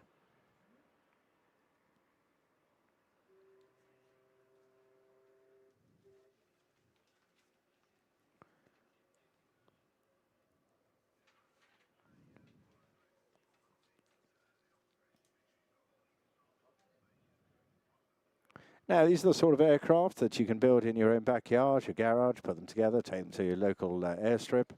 Really very, very flexible aircraft indeed, and absolutely outstanding tourers. Place for the sandwiches and a little bit of luggage as well. These aircraft were actually imported from the United States through their previous owners. In those days known as the Fireflies. Some of you will remember them if you're regulars to the Bournemouth Air Festival. One of them built in Baltimore, the other one in Houston. Both dismantled and shipped across to the UK in containers.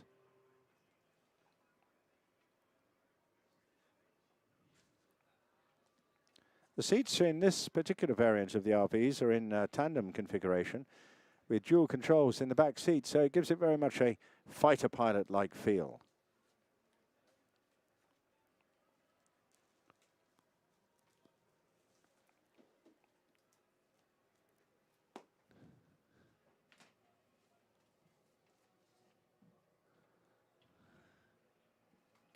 Putting up again.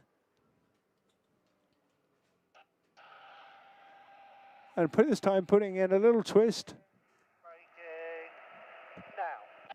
And there you hear the call from Nigel, just splitting apart into some opposing maneuvers now.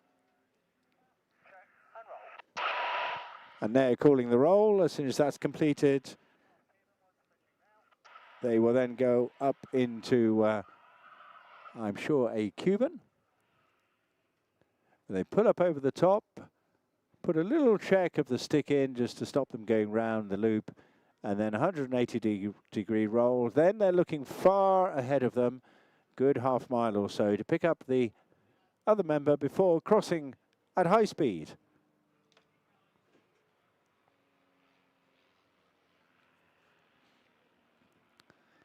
These aircraft have been heavily modified for their role as airshow performers, of course. They've been fitted with smoke systems, wingtip pyrotechnics, twilight displays, therefore, with their LED strips, add great effect to their dust shows.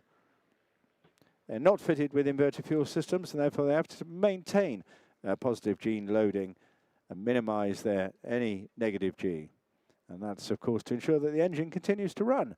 Pulling up now, left and right of you.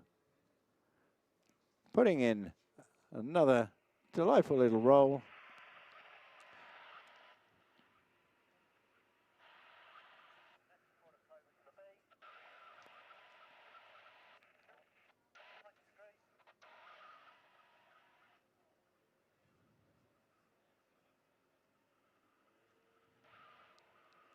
So putting up now in opposition, tally each other once they've done that.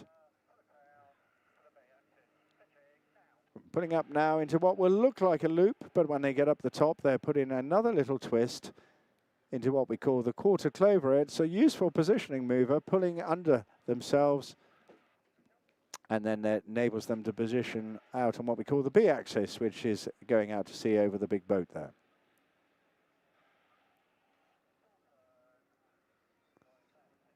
When they get to the end of this, they're pulling up now, putting about 4G, 4 times their body weight. Going up this time, they wait till the speed bleeds right off before putting in a boot of rudder. It's what we call a stall turn. Immaculately delivered, as you would expect.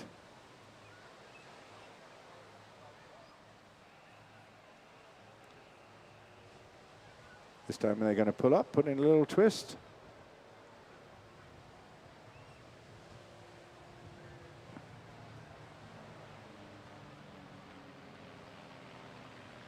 There we go. And pull underneath once again.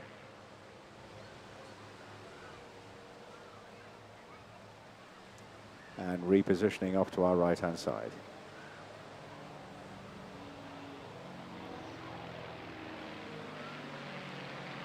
Now, Nija, the leader, Nigel Reed's actually a local boy. He was brought up in the Poole area. His father, John, was an engineer with Flight Refueling Limited at Tarrant Rushton in the local area. And was brought up in essentially what we now consider the vintage aircraft world.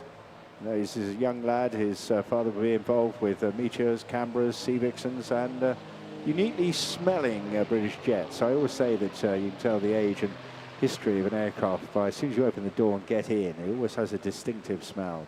So very inspirational for young Nigel. Joined the local ATC squadron in Poole, introduced to gliding and air experience flying with the Chipmunks of 2 air experience flight. Got his PPL really early before then joining the Royal Air Force and going on to become one of the last pilots to complete the tactical weapons course on the Hunter at Broady. Went on to fly the Jaguar, and then after leaving the Air Force went into the commercial world of Boeing with the 75, 74 and 777 range of aircraft.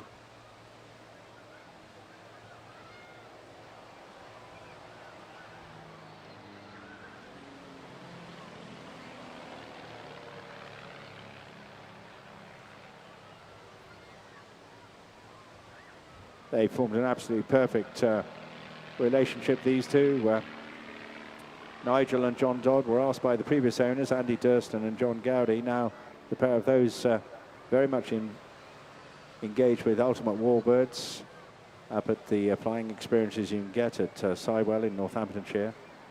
And Nigel and Dodd, having been approached by them, decided to acquire the aircraft and started displaying them just a couple of years ago, and they're very popular. They are with us here at the Bournemouth Air Festival as well.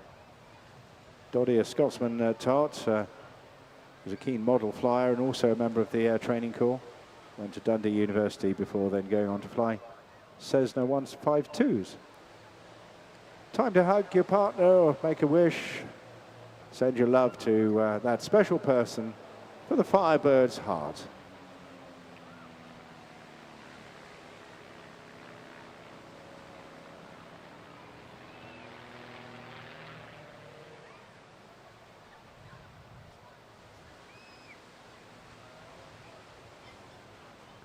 And lovely sight indeed.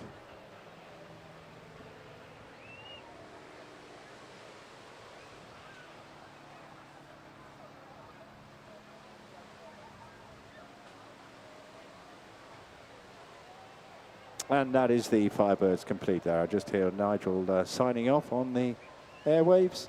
They're heading off back to Wild Blue yonder, back to their home air bases as well. And whipping very, very speedily through this now. It all seems to suddenly go in a big rush. A few days ago, it seemed like this show was just going to go on happily forever as the weather got better and better. But just 4 items left. An OV-10 coming up very shortly. Then the outstanding performance of Richard Goodwin's jet-powered pit special. Superb pairs formation flying aerobatically once again from the Starlings. And then finishing off this afternoon with the Royal Air Force Typhoon jet. Well, we're just about back on schedule as well, so I'm expecting to see the next aircraft very, very shortly. Over to Andy to find out what this one is going to be. Yes, on his way, coming in for us very, very soon, hopefully. Looking out towards Studland, we have the OV-10 Bronco.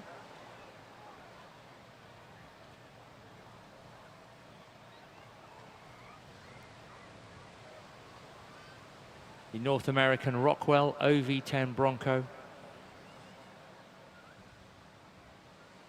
Developed as a turboprop light attack and observation aircraft. Developed in the 1960s for counter-insurgency or coin combat.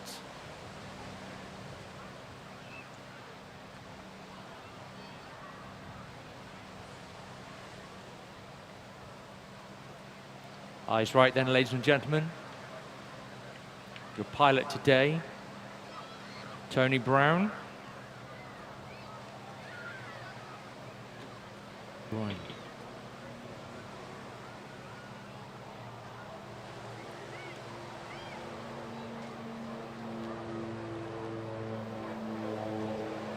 Very unusual shaped aircraft. Its primary mission was as a forward air control aircraft, specifically designed for the Vietnam War. Deployed very successfully during the Cold War and up to the Gulf War I, which of course was Operation Desert Shield. We're going back to Nam. And I don't mean Birmingham. An impressive wingspan of 40 feet, and a length of 44 feet.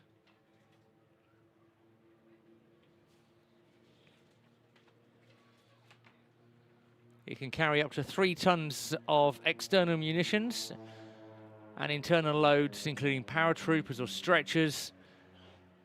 And very impressively, can actually loiter in the sky for more than 3 hours if needed. Which is an absolute prerequisite if you're just hanging around to pick off targets, which these are particularly good to do, or they're hanging around to actually provide target information to other fighter jets or ground troops that want to engage enemy positions. And this is an aircraft that managed to do that incredibly well.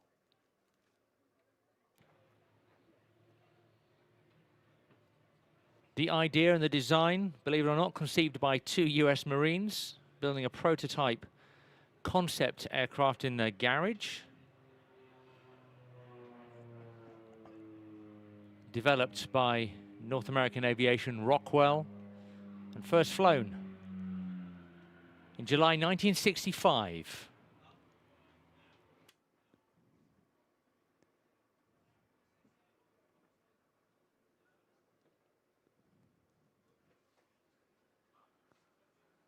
Yes, you could sort of smell danger when these aircraft are away. They may not be as potent, but they were able to deliver a blow to anybody on the ground, as well as then calling up for further assistance for bigger munitions to be dropped on the target positions. Coming around now for a dirty pass.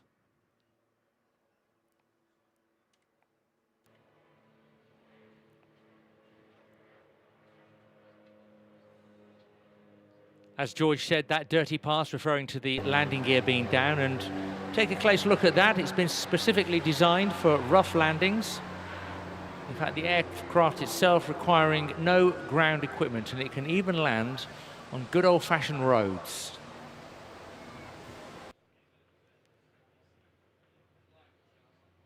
It served in 3 US branches. The Air Force, the Navy and the Marines, all the way through until 1995. As Tony brings it back in.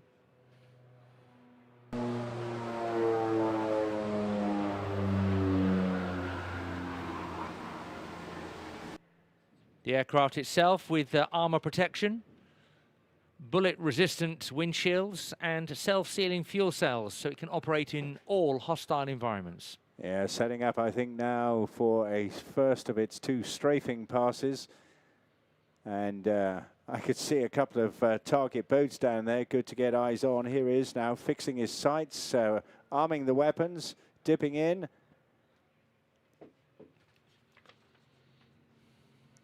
And then as soon as released, out he pulls.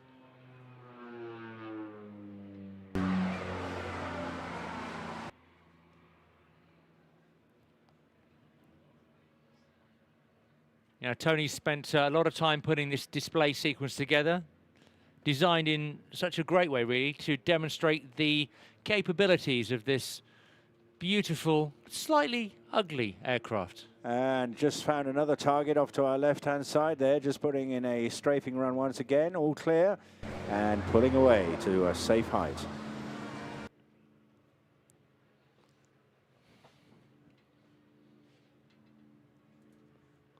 These very short turn radiuses showing the excellent maneuverability, impressive roll rate.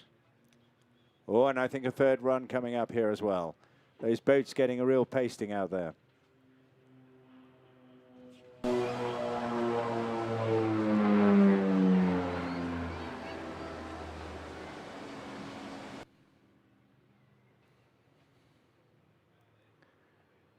Now, I think what we're setting up for here is a good example of how you get into a short strip in a combat area. And it's referred to as the Kei-san approach, where you set up at high level, but you're actually aiming for the near end of an airstrip. Or is he just repositioning for another strafing run? We shall see. No. He's just showing the wonderful attributes of this aircraft in this pass.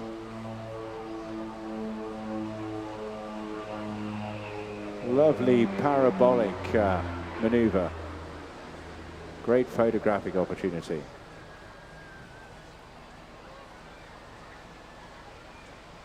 Tony's been flying since the age of 10, his first solo flight in a glider, a venerable K-13 in 1983. Got his private pilot's license achieved in 1998 in the DC-H-1 Chipmunk. Now a commercial pilot with multi-engine instrument and instructor ratings. Now here I reckon we're setting up for the Kei-san. So imagine there's a lot of ground troops all around threatening a particular airstrip out in the jungle. How do you get in? Well, you avoid as much as you can of the small arms fire, and then aiming down for a tiny strip. We're talking about 300 yards, cut out in rough grass, just chopping the trees down. This happened in the Second World War as well, when the Oster pilots went in across on just after D-Day. And here we go, and then if we had a runway there, we'd be able to see just how quickly he could stop this aircraft.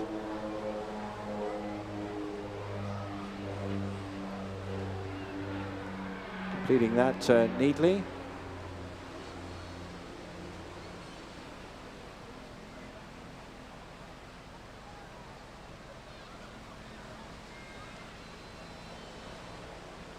Not only an aviation enthusiast, also photography, one of his major interests, and Tony's put both to good use using the Skyvan, of which he has more than 5,000 hours in as a photo ship for various venues all over Europe. He's most notable aircraft with the Vickers Vimy and Vulcan. So Tony's setting up now for his final pass of the afternoon and his final display here for this year at the Bournemouth Air Festival. Please, ladies and gentlemen, boys and girls, what have you got? Give him a massive wave as he gives you the biggest wing waggle today. An absolutely outstanding performer, Tony De Bruyne from Belgium in the OV-10 Bronco. Fantastic.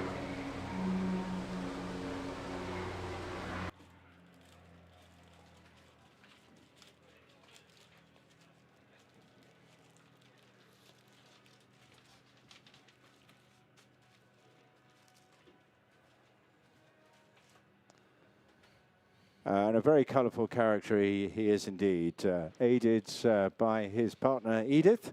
We've been trying for years to get onto the commentary box and chat about all the work. She does a huge amount of support work for him. Very, very faithful lady indeed. But we're working on some improvements there. It'd be great to get some pyrotechnics out in the sea there, just to demonstrate the sort of things. But you saw all the manoeuvres that would have been taken under the pilots of the OV-10 in the combat zone. Very agile. And now used for some, lots of other really good purposes. That air-to-air photography business of his doing really, really well. And of course, there's not much business in the target towing these days, but they was pretty good at that too.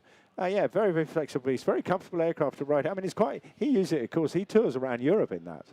Yeah, it's quite a roomy cockpit, roomy aircraft. Yes, yeah. He's back to Belgium this evening, I think, isn't he? Yeah. Yeah.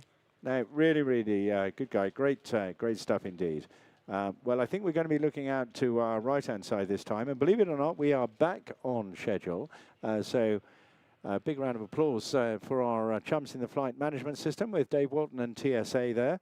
And a superb afternoon. Once again, if you're planning on leaving, then I suggest you just don't rush. It's such a beautiful afternoon. You'll only end up in a big car park in the centre of town somewhere. It could be very frustrating. Much, much nicer to chill out, take in some of the street food and some of the bars up and around the beaches. Really entertaining environment provided to us here by BCP Council. Great events team to work with. We've loved every bit of the last 15 years, and we look forward, hopefully, to many, many more years to come.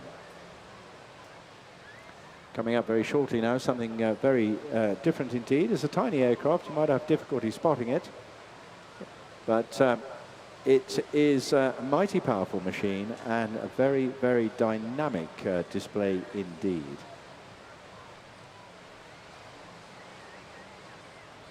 Flown today by an absolutely committed professional, always looking at the edges of what we call the envelope to extremes of development, wanting to improve every bit, never satisfied with his last display, always wants to do a little bit more. And he'll be with the smoke on, flicking it on to his trademark entry position, which is on the side, of course, a knife edge pass. Demonstrating one of the most popular display aircraft. Please welcome Richard Goodwin in the Jets pits.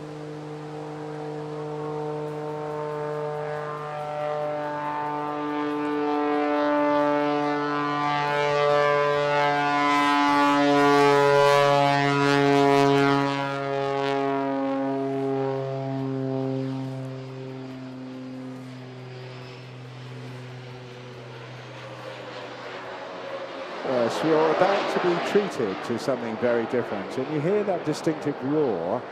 Well, now you know this is no ordinary pit special, because this is fitted with a couple of little jet engines. They can produce 350 horsepower's additional power to the 300 horse he's got in the engine there, and giving him a unique ability to do the most extraordinary maneuvers.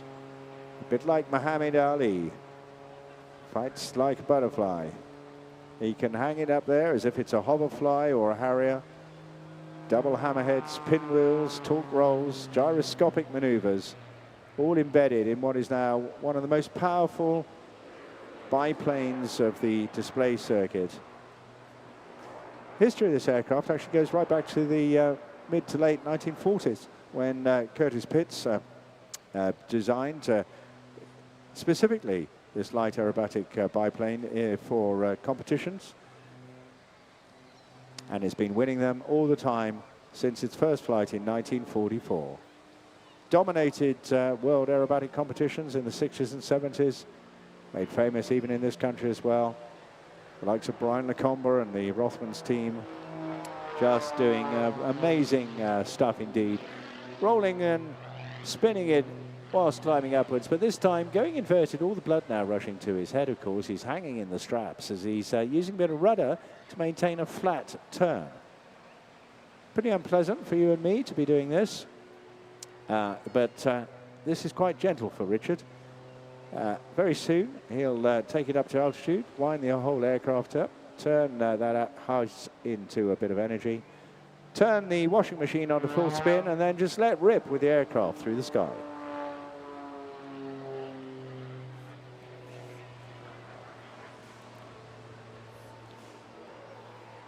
On climbing up, he'll be waiting for those jet engines to kick in, as they are now.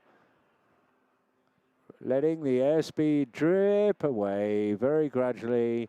There he is, almost in the hover, but he just pulled it back on himself there before stopping completely. Using now all that height and energy, turning it into speed to enable him to complete the next maneuver as he climbs up once again. Rarely going in a straight line anywhere. Gets bored easily, does this man, but loves every bit of it. He's just absolutely in his element. And the aircraft and pilot joined at the hip, almost joined in the brain as well. High energy stuff this. No, it's not something you can easily take to. You have years of practice. Of course, he is a very experienced pilot, being a Royal Air Force Tornado pilot. His dad was a well-known Hunter display pilot as well before that, so he was brought up in aviation. Flick rolling it on the way up, pushing it up now, and here we are, good demonstration of how he's just letting the aircraft hover before then letting it drop. Tumbling all the way down, perfectly under control though. But control's going all over the place during this as you flip-flop between the different angles and parameters, and also with G, violent changes between positive and negative G going on all the time in the cockpit. Physically very, very demanding flying this. And these level of pilots, they come armed with a bucket full of different maneuvers, and they can decide the sequence and the length. Going inverted once again, but pushing, so that negative G getting a little bit harder as he did that.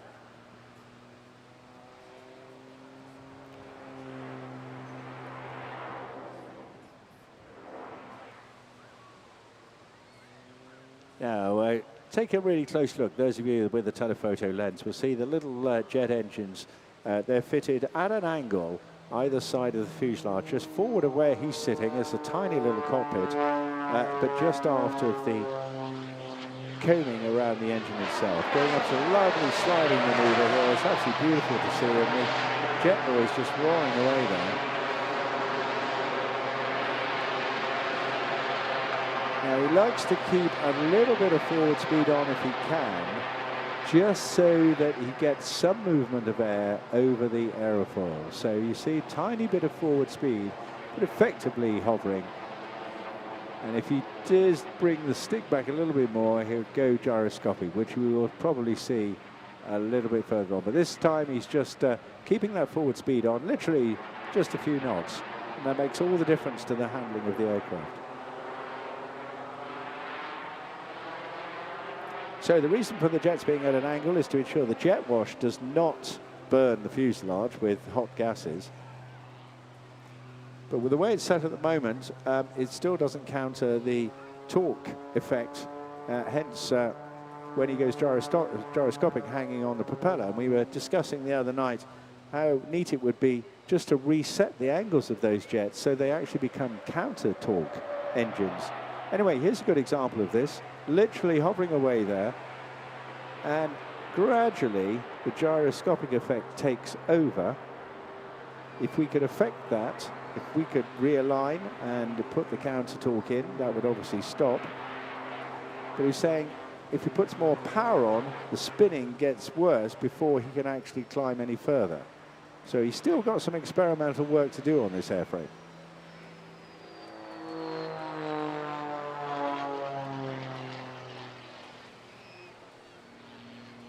Built from scratch over a 4-year period. It looks like a Pittsburgh, looks like an S2S fuselage, but it's got an awful lot of modifications.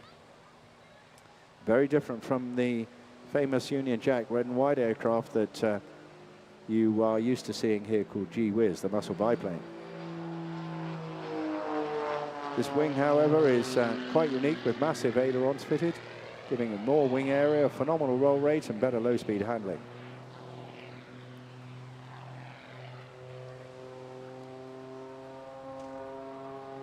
can't buy this off the shelf at all. He's put a lot of attention to it. He's a very passionate aviator and an engineer, does most of the engineering himself. And that's what gives you this amazing blend of aerobatics. At the heart still, that 8.5 litre Lycoming 540 engine, but also equipped with other extras and a massive smoke system, of course. The gear is much stronger, now titanium sprung legs, and a new carbon cowling shape, reducing the weight and profile. Again, going up to that hover, and you can see gradually, even though he's not putting on more power, it goes gyroscopic, and then he just lets it descend slowly. Eventually, he'll just touch the stick and push it either over his shoulders or forward. And then getting control of the aircraft. Of course, you've got to have airflow over the wings to control the aircraft.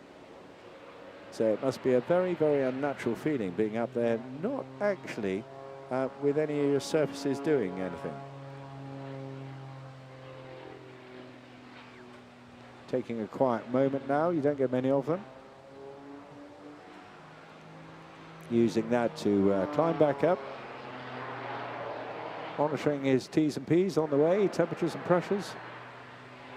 Creating his tower of power.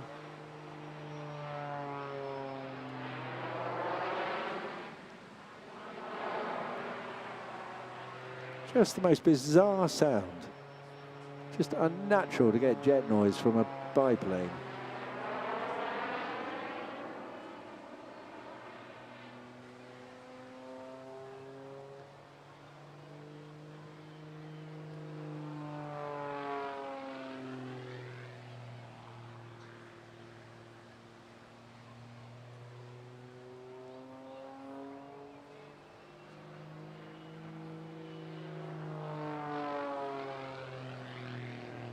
Certainly has the most spectacular day for this. Absolutely ideal for unlimited aerobatics and for giving us a very good instruction here at how to do it. An exhausting routine, but he'll get great pleasure out of this.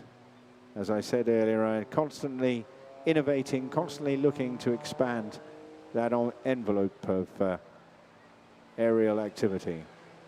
Back inverted again. Almost 4 point, but pushing again. A lot of inverted pressure there.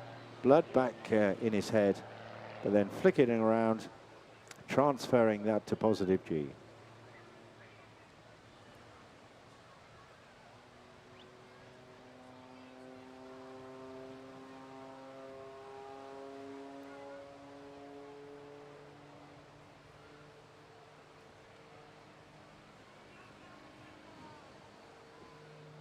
Now about to complete the final phase. He's taking a quick peek at you, give him a big wave, won't you? They're not quite complete yet, but a great show from Richard Goodwin in the jet pits. Quite extraordinary machine. And look at the acceleration, isn't that fantastic? You really put all the levers forward there. And that was neatly done because the levers are not all together. It's not just one control, it's actually three. So you had both his standard engine and the two jets all going forward at the same time there. Rip-roaring stuff. And again, totally gyroscopic before he lets it fall out of that, regaining control.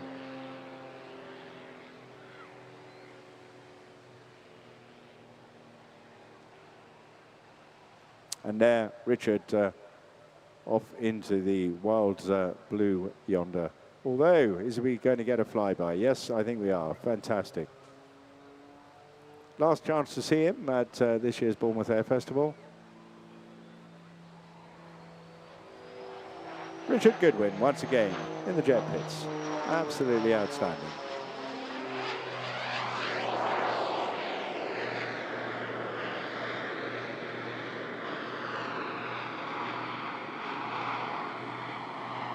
I think he's just training to be a Typhoon pilot myself.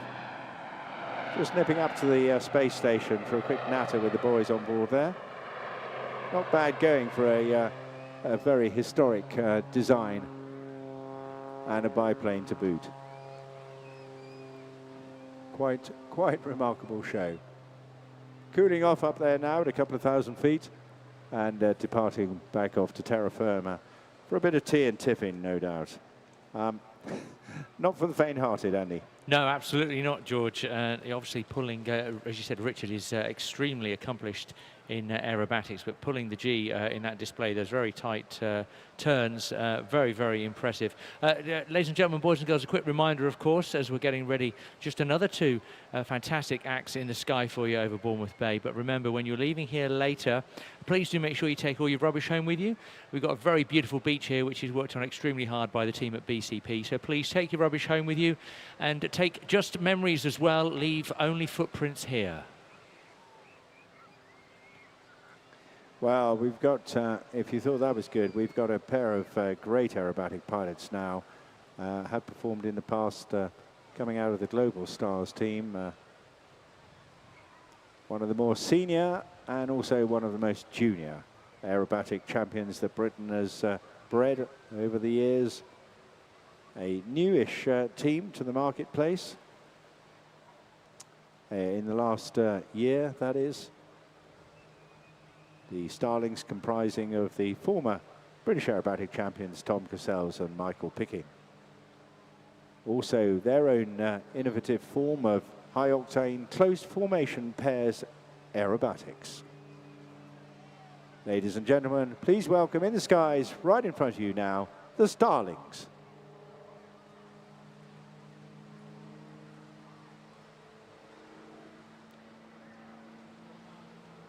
Yes, as George said, the Starlings comprised of Tom Cassells and Michael Picking. Both pilots with a combined aerobatic experience of over 50 years in air shows and competitions. They've flown all over the world as solo acts and also as part of a formation.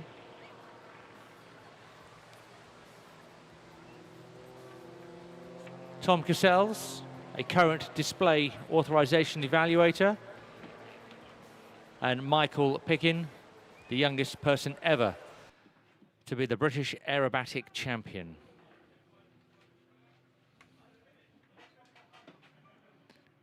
Again, as with similar with most pairs formation, they conduct the first part together, then they break apart to give you their individual flair.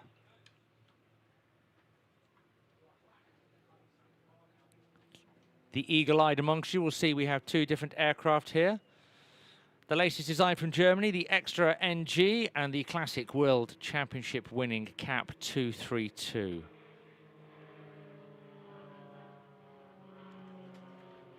The Extra NG is the one with the slightly longer cockpit canopy.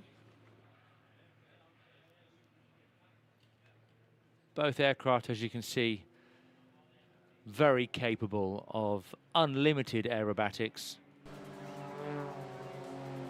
Both with roll rates in excess of 420 degrees per second and a potential for plus or minus 10G. And we say a potential, George, because you wouldn't want to do 10G.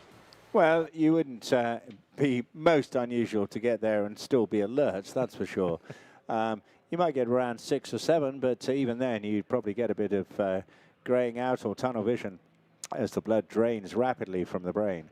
Negative G is just so hard, but good example here of their intermittent smoke trail, and that's really effective, and a lot of it developed in the Global Stars with Mark Jeffries, I should say, into what they term skywriting, able to be put to very good commercial use as well. Tom's regular steed, the CAP 232, but the XA41, an absolutely outstanding machine as well. Both achieving great roll rates, and in the hands of these guys, able to perform an unlimited series of aerobatics.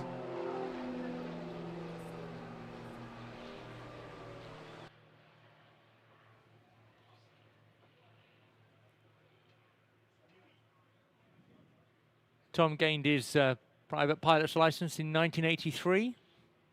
Since then, he's flown over 40 types of aircraft, accumulating around 7,000 hours experience.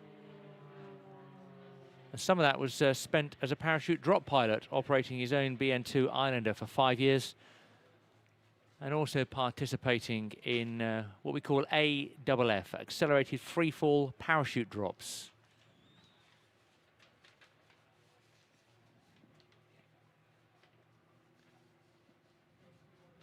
In the Cap 232, Michael Pickin, he started flying at a very young age, inspired by his father. He won his first aerobatic competition at an amazing 14 years old, going on to become the youngest person to ever be awarded a CAA display authorization.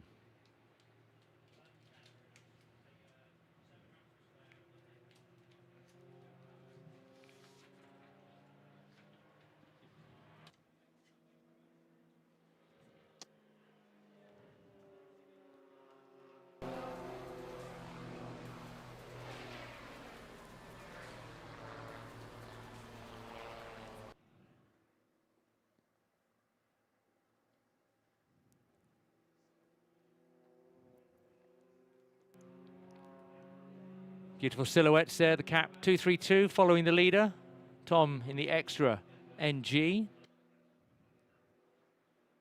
Yes, I'd of course admitted Tom used to fly the Cap a huge amount a couple of decades ago, but the NG just giving a superlative performance. Comes out of course, Walter Extra's factory, and was that breed of aircraft famous with the blades. Sadly now hung up their hats as a display team.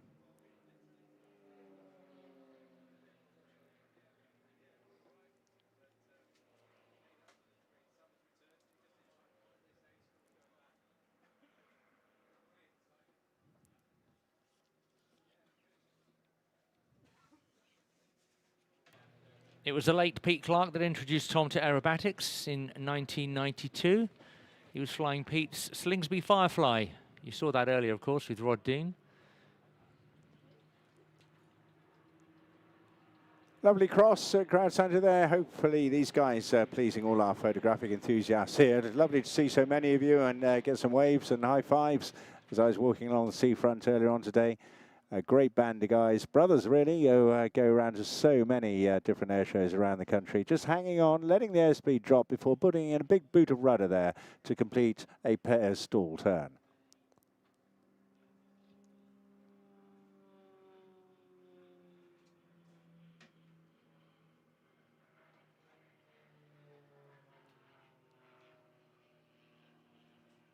What is great about these guys, their timing is just absolutely superlative.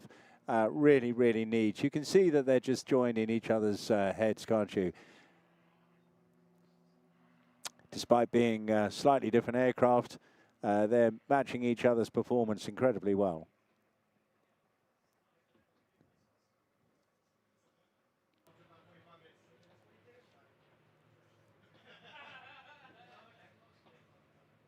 Tom won his first contest at Brayton in 1992. Success continued with a win in the Tiger Trophy for standard level pilots.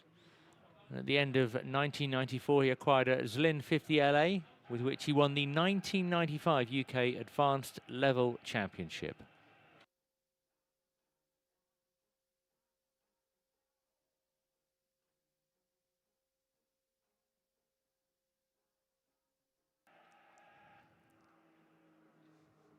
Waiting for the splits. There it is now.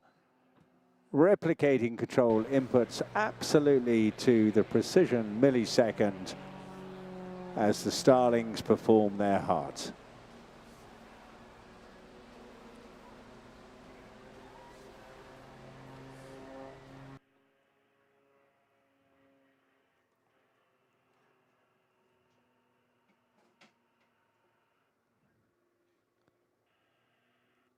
An opportunity now to see the individual performances of each pilot.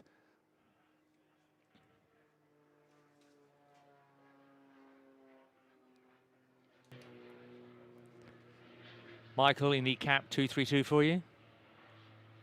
The aircraft designed in the late 1980s. Departing to the left.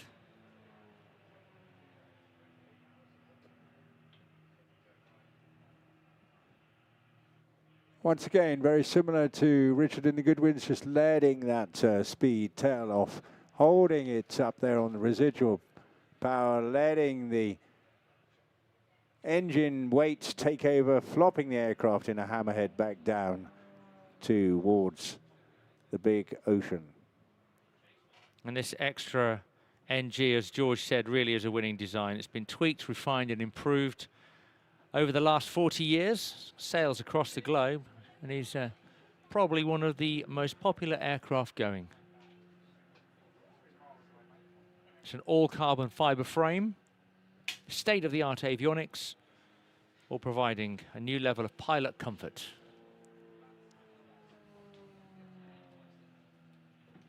Wonderful to see the variation in manoeuvres that are going into this regime.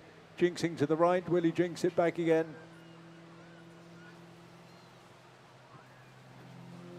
Oh, mixture of options, just, oh, absolutely holding it there momentarily. Fantastic stuff.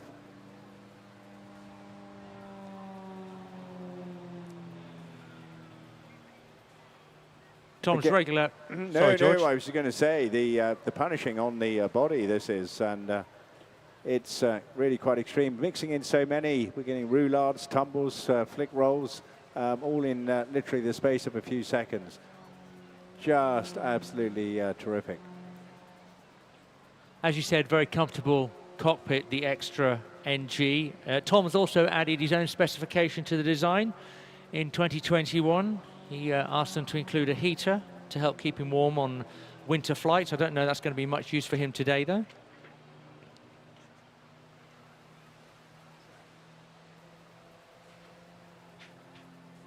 Oh, magnificent, magnificent tumbling, absolutely superb work.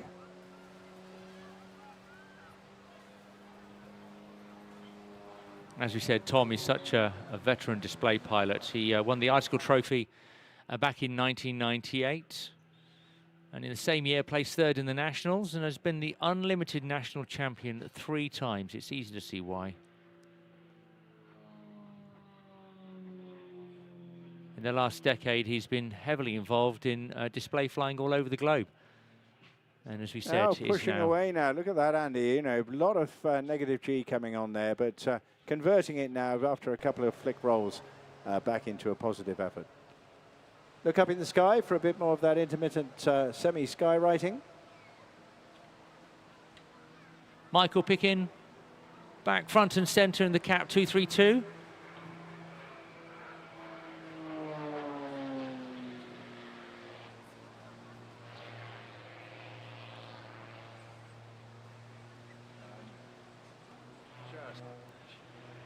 Just loving watching the prowess of these two guys, really consummate performers, totally on top of their game.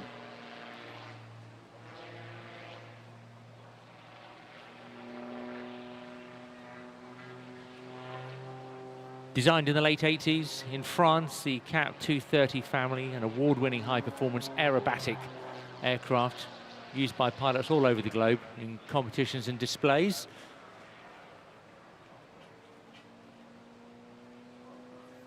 First flown in 1997. Unlike the Extra 300, been developed to give much better performance in aerodynamics and stability.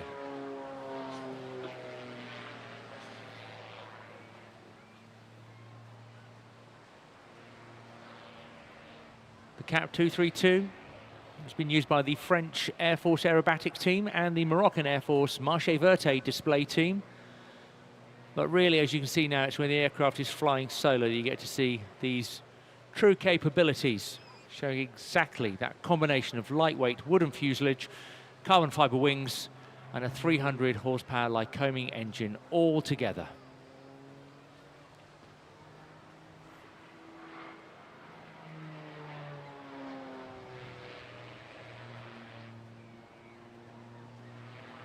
Michael won his first aerobatic competition at just 14 years old, went on to become the youngest person ever to be awarded his display authorization from the CAA for display flying.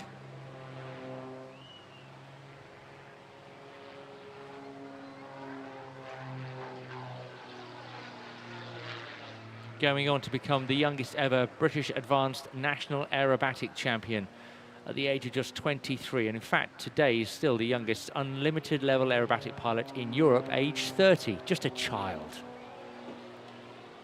Well, I hate to say it, he does look a little younger than Tom. Both delightful guys.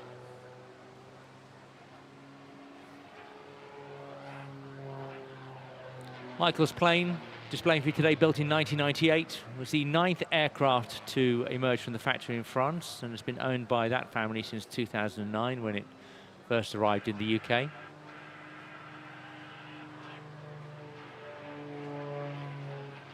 Oh, very nice. Ah, great slide. Look at that. Absolutely delightful. Marvelous sight.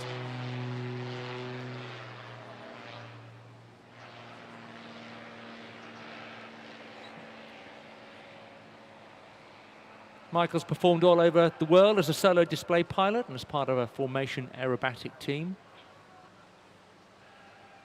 But it's not just the CAP 232, he's also equally passionate about vintage aircraft, from flying warbirds ever since he's completed his private pilot's license in Abuka Youngman. He's also currently the youngest Spitfire pilot in the UK.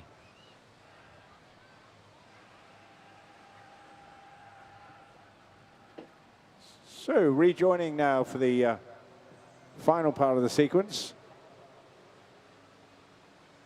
But they're about to go slightly ballistic again as leader goes inverted for a mirror pass.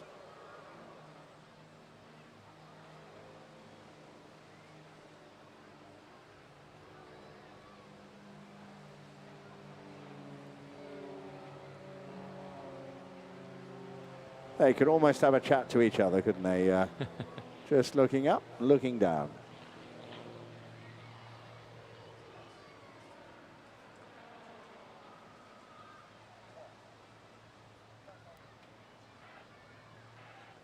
So precise in the controls, George. It is, it's terrific. What a lovely way to leave the show. Absolutely outstanding stuff. The Starlings there performing our penultimate display of this truly wonderful weekend we've had here at the Bournemouth Air Festival. Well, it's not over till it's over, and you'll certainly know when it's over, because coming up very shortly, the mighty power of the frontline operational squadrons of the Royal Air Force, represented today by the Typhoon of Flight Lieutenant Matthew Brighty from 29th Squadron up at Royal Air Force Coningsby. Over the last couple of days, we've seen it at dusk in absolutely perfect sunlit conditions as well on Friday night. And then also in a unique formation with the Lancaster bomber, spanning several decades, of course, of the work of the Royal Air Force across so many conflicts since the 1940s. I'm expecting him in from the left-hand side. It'll come in a rush. You'll no doubt perhaps see it before we hear it. Coming in about 600, well, a little under 600 miles an hour, because that's the speed limit around here. So prepare to be amazed. You don't get a lot of time, of course, as I always say, during a Typhoon display. You just sit back and be awestruck by its simply outstanding performance. He'll be doing a bit of what we call a G-warm, and also checking all his T's and P's, all the digital equipment. So the frontliners in these aircraft get an awful lot of information through various displays. Some of them helmet mounted. And, of course, just ensuring that his own body equipment is working as well. So, from the left-hand side, coming in, fast and slow, Matthew Brighty in the phenomenal Typhoon.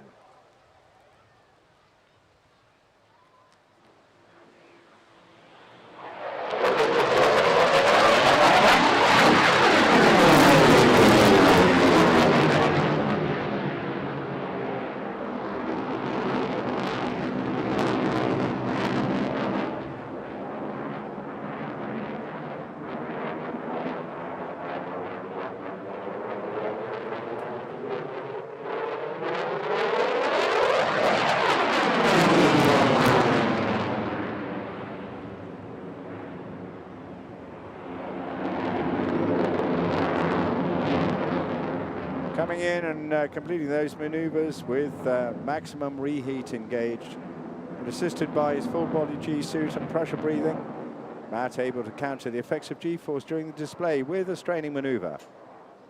Doesn't avoid the fact, however, that his body will still weigh 9 times its normal.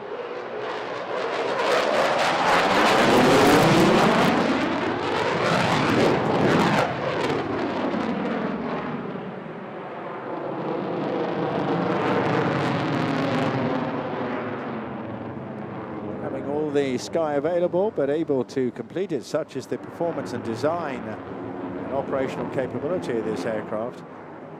Able to do it in the minimum airspace required, and you'll see this in a number of very, very tight turns, very short radius turns indeed.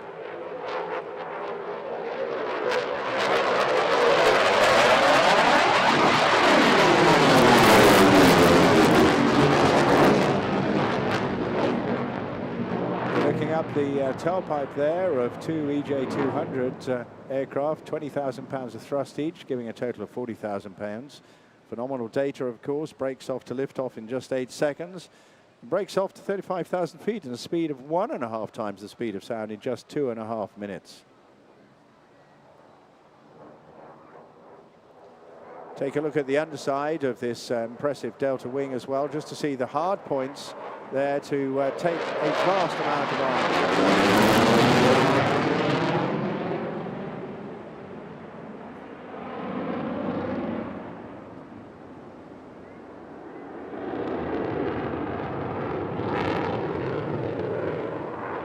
Effortlessly cruising around in this jet, very comfortable office up front. The pilot not experiencing half the, not even remotely half the noise that, of course, we're getting here on the ground.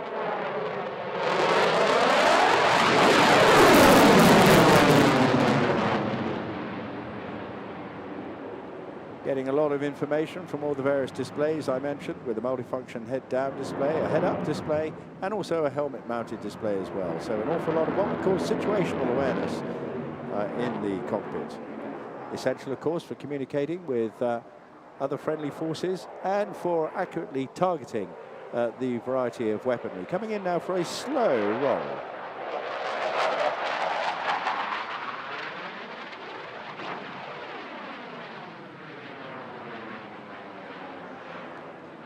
Tricky maneuver, coordinating inputs on the rudder pedals to keep the aircraft on a straight and level flight path. One of his favorite parts of the sequence, he tells us. At the end of this, he'll be slowing the jet down. Coming round now, pulling the stick back, bleeding off the power to around about 120 knots. Almost barely moving for such a high-speed aircraft. High angle of attack now. Using that at slow speed to maintain the lift. The canards, the little aerofoil surfaces at the front there, they're working overtime, just twitching away as some of the automation on board takes over from Matt to ensure that, of course, the aircraft doesn't stall. But very shortly, be kicking those burners back in and then turning away to his left for a high-speed, slow speed loop.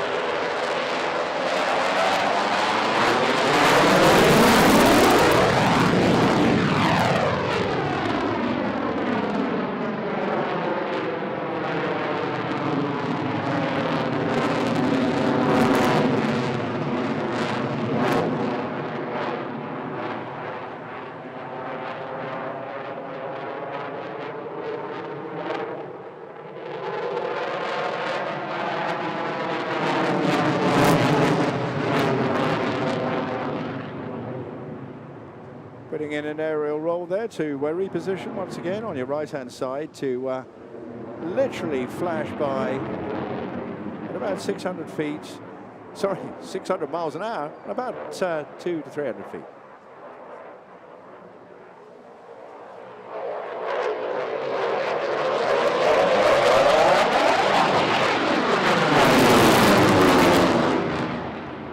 Now to one of those max rate turns, going high energy with him at the same time. Goes through a full 360, sustaining 9G pretty much all the way round. And again replicating what he would be doing in an air-to-air fight.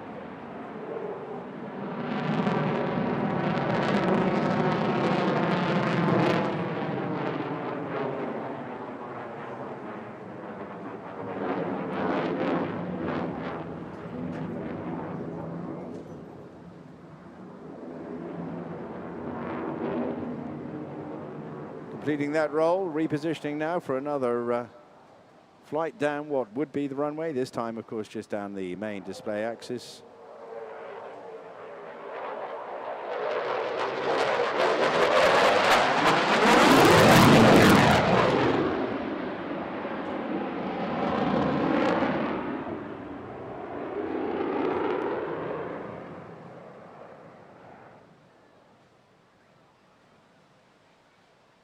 Putting it through a half Cuban there.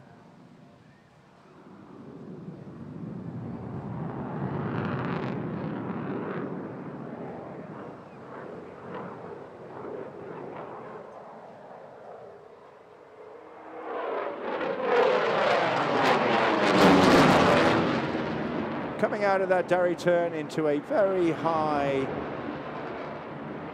barrel roll.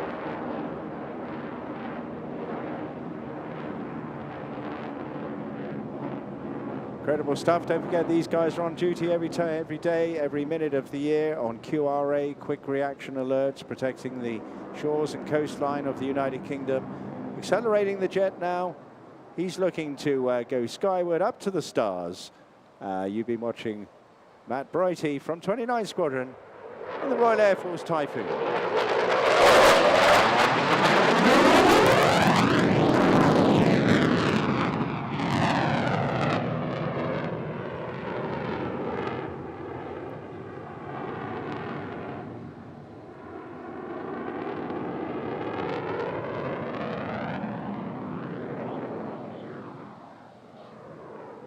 And we must say thank you to Bournemouth Airport for sponsoring the Typhoon FGR4 in the display all this week here in Bournemouth.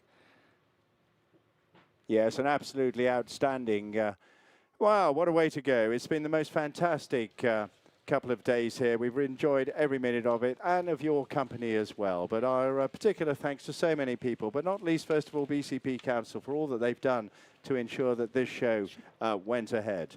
And also to all our sponsors as well, particularly today to the Highcliffe Marriott, Thales, Cumberland's, Bournemouth Airport, and to Ultra Energy, who provided us with that excellent STEM demonstration and site up on the East Overcliff, but also to the Air Festival patrons who for so many years have supported this show again with Night Air, a uniquely first and exciting event for the Bournemouth Air Festival starting way back in 2010. Bournemouth Air Festival, it's been going for 15 years, and I think it's fair to say, George, it's been at the forefront of a lot of innovation in air shows and air festivals across the UK. Certainly, we had the Firebirds during Night Air with the pyrotechnics, and Brendan with the Otto helicopter. All that, of course, pyrotechnics on the ends of aircraft was a first pioneered in the UK right here at the Bournemouth Air Festival. Now, please be very careful as you leave. Make sure that you have all your belongings with you at all times. It is going to be busy, so do plan for that, won't you? Make sure you take the orders or commands or at least guidance from all the many, many stewards that are here helping us over the course of this next couple of hours. But why not just stick around and enjoy the evening? It's a beautiful sunrise and sunset. So will it be sunrise first, I think? It's a long day. It's been a very long day and a very long few days, that is. But favourite top moments from you, Andy? Well, I have to say the Firebirds and their night air displays, for me, were just fantastic. It's also great to see the Bronco here with Tony and Edith. They're the first time displaying here, and that really was not just an exciting, interesting display, but very informative as well. Well, I think also outstanding to see the jet pits here as well. Really, really superb. And, well, you say they mentioned the Bronco, but don't forget a couple of days ago, we also had the Vampire. We had Ken Arkvila here on Thursday. We didn't do a great deal of flying, sadly, but he was around from the Norwegian historical branch, of course. Much enjoyed that. But our grateful thanks to all the volunteers, to the lifeguards, to the Coast Guard, and indeed to our friends next door, who we're going to hand you over to very, very shortly indeed. But it's been a pleasure working with you all. WEA provided the sound system. TSA upstairs under the guidance of Dave Wharton provided with flight management. BCP did all the hard work, of course.